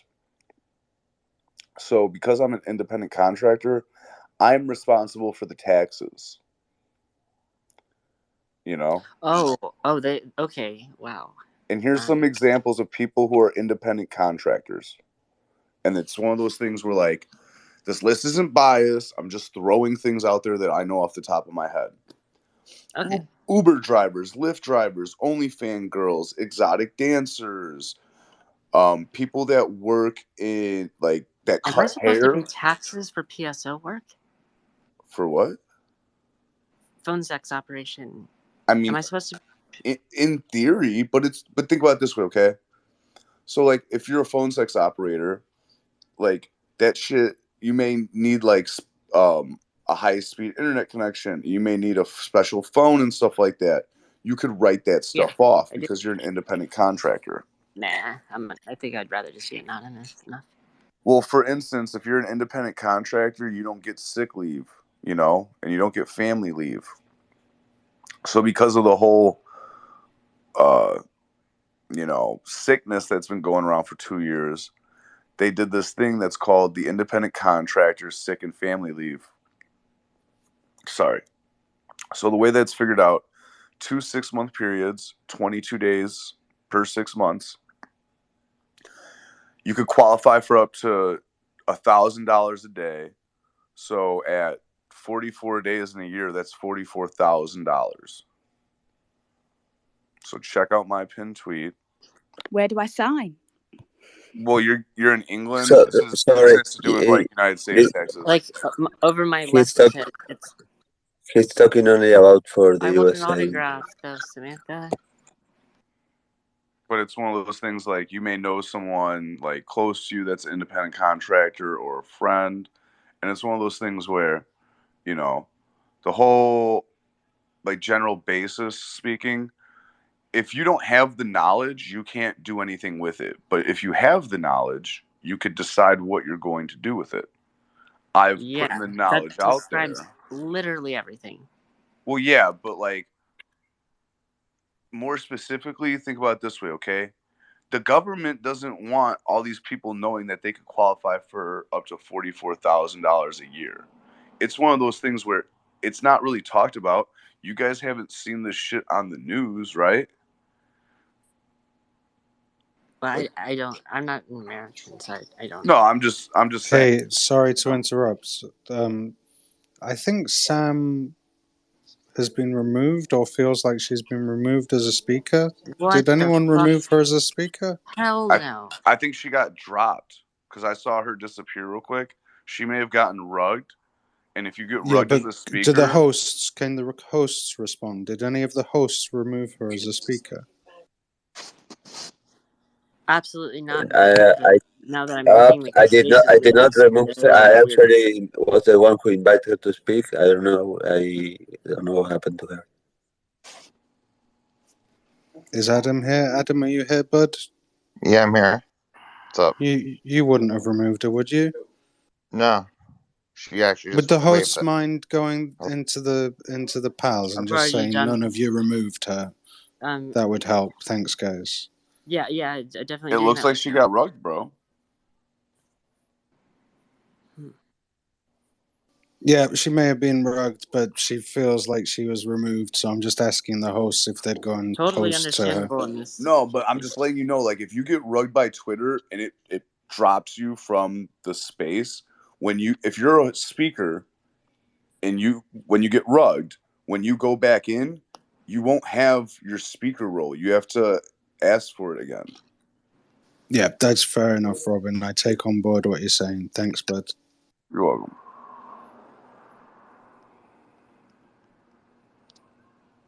And we have 2 hackers here, so we can look at 2 hackers in the same space. That's crazy. Oh my days, Chaos. How are you? Bob, hey, I was waiting for you yesterday, but I fell asleep in the Alberto space, and he's still here. You see, he don't want to go to sleep. I can't believe it. Right? Yeah, I can't believe it. I thought you guys would be asleep right now. I'm like, Yes, I'm gonna fall asleep. What's going on? How come you're still I told awake? him. Yes, I told him go to sleep for 1 hour or something. I cover you, but he don't want. I don't know why. And you listen in his voice. He's tired. I know him. Let I'm me in try to horrible, figure horrible out. pain, so I can't sleep.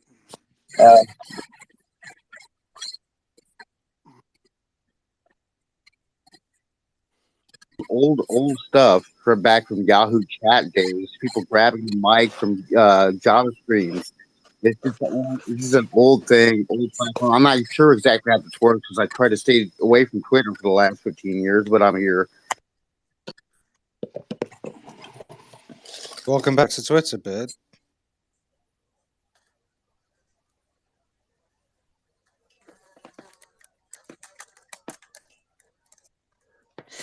Alberto, what time are you on now? Hold on, I'm talking to Samantha. It's almost 8. Hold on. 8 a.m. Honey, what time are you on? Or Adam, either of you. I'm guessing Adam actually woke up early. He's the sensible one. Does that It's sound about right, 5:46 Adam? here. I have almost midday, so lunchtime here. Yeah, it's almost 11 o'clock for me in the morning. I'm guessing for Adam it's maybe 6 a.m. Where are you at, Bob? Alberto is like now. I think 5 in the morning or almost 6 can be. No, I say it's almost 8 a.m. Roy, sorry, what happened with Zoe? Fuck. I'm not sure. You tired? I'm tired. I mean, Alberto, I have no idea how you managed to do these. I mean, the pizza must be good, right? It must be good pizza for you to still be awake now. Actually, if I wake up at 5 p.m., it's not that hard to be up at this time.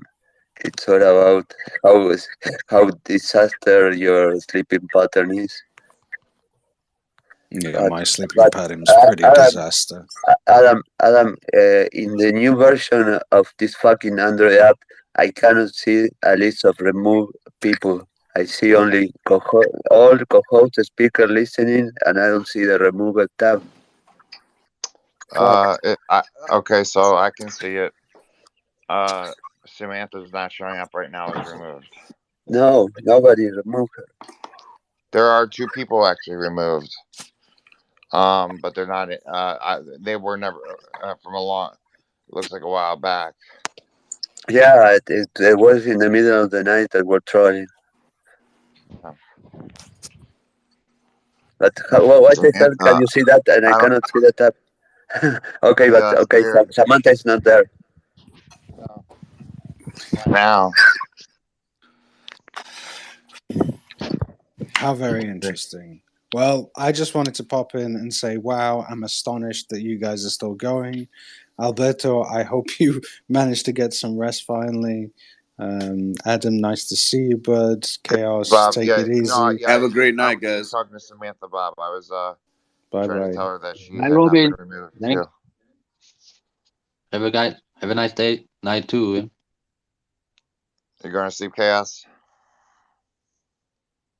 Sorry, Adam? Oh, I thought you were saying you were going to sleep, but you were saying that's a No. Bob. I got. Robin was saying good night, so I just say to him before he go, good night. And I think if we all left here, Alberto go to sleep. That's the only chance we have, I think.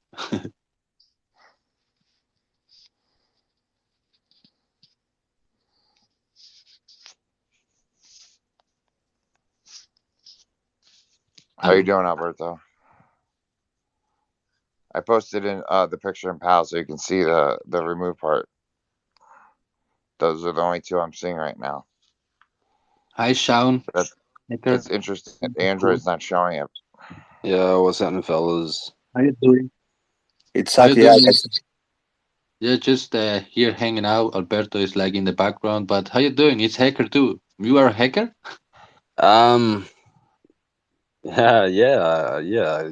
Well, I don't know if you call it hacking. To be fair with you guys, because I've heard your story. Is it Alberto?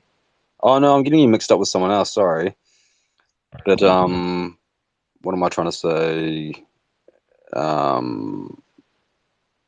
Bug finding in the lamest terms.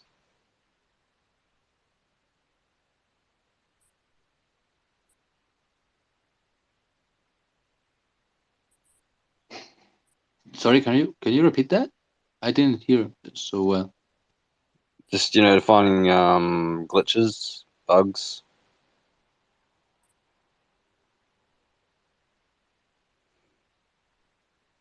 I don't get it. What's that? Well, it takes hacking because I'm a computer coder at heart, but it's all mathematics. I think that's something for Alberto. Alberto. But are you working with the Interpol or it's just like with Okay, who's working for? No, I had I've a relationship with them since I was maybe what age? 17, I believe. They made me sign a bit of paper. Hi, how are you? I'm pretty good, if you're speaking to me. I thought you. Sorry, I was distracted, and I thought somebody mentioned my name. Sorry. Yeah. How's you guys' nuts going anyway?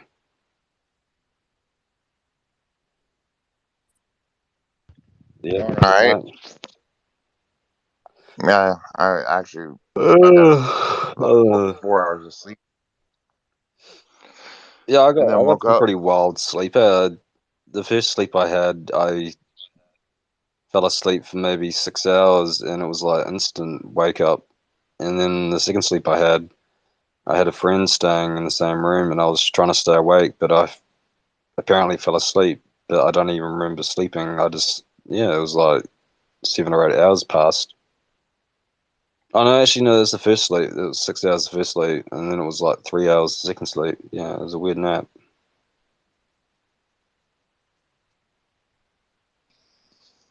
What?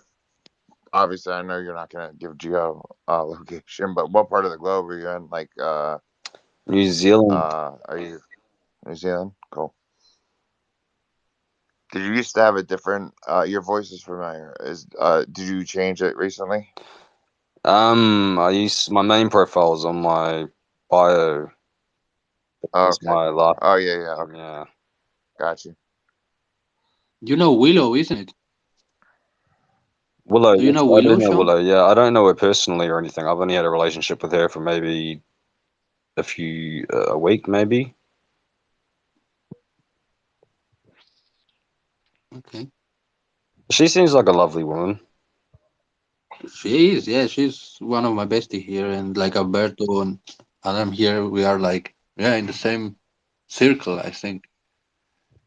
Yes, I didn't know you Yeah, because before. I didn't realize that easy to be to find you guys, because I've been trying to find a community that think alike for a long time, and I've been using all sorts of forums.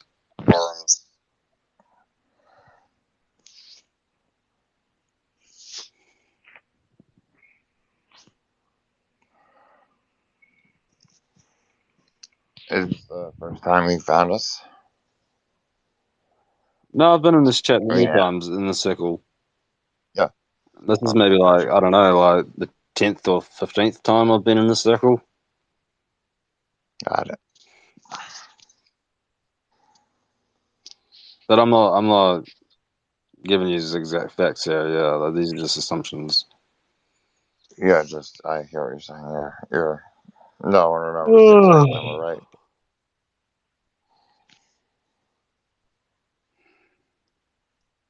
So what do you guys get up to? What, do you just hang out in spaces, or what's your major? Yeah, it's kind of. I just my Alberto is one of my best friend here, and I was yesterday in this space, and is still here. I try to convince him to go to sleep because it's like I think he's already did it, or he's in the background. I don't know, but this is stupid. I tell him, but he don't believe me. And you have like midnight now there, isn't it? No, wait. I am stupid. Alberto. I am Where stupid, are and I you? believe you. I am That's believing stupid. You are you. like 12 hours, or I don't know how long, and now you are in the background. Why you don't close this space and go to sleep? What's that?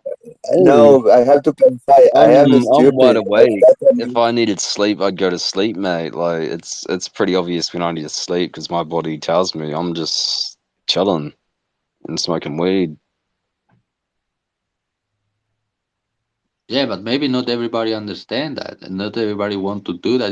I was in spaces like for 17 hours as well, and I know how it feels. But yes, I Yeah, know how it feels too when everybody tell to you, "Oh, you have to go to sleep," and you are not in the mood to sleep. And this is yes, I understand him, but that's hilarious. you know Yeah, he's big enough. He's big enough to know what I've he do. gone so So far before that I've had people try and convince me to kill suicide, where I've tried to bring it up with them 5 minutes after.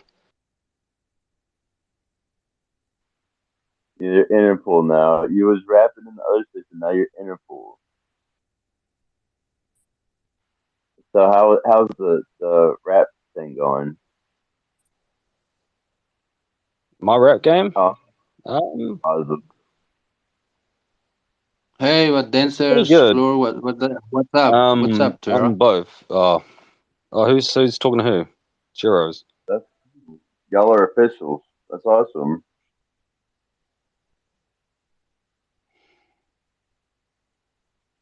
I actually thought about starting up my own government branch. I don't know. How's the clubs going on there? They're pretty pathetic. Oh, there are some nice ones. There's a couple of rooftop bars, but it's very basic. We can't really build many high stories here because of the earthquakes, but potential's good.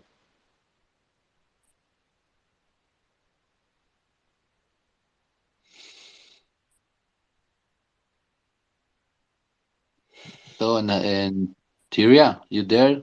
How is your nightclubs? You know, Sorry. what Oh, was that? I was saying, Okay, guys. oops, sorry. But if I do ever do that, I'd always cooperate with you guys. Like, I would be you know what I'm saying? You guys would be my main, like, people I cooperate with. If that makes sense. Like, cause it's about friends.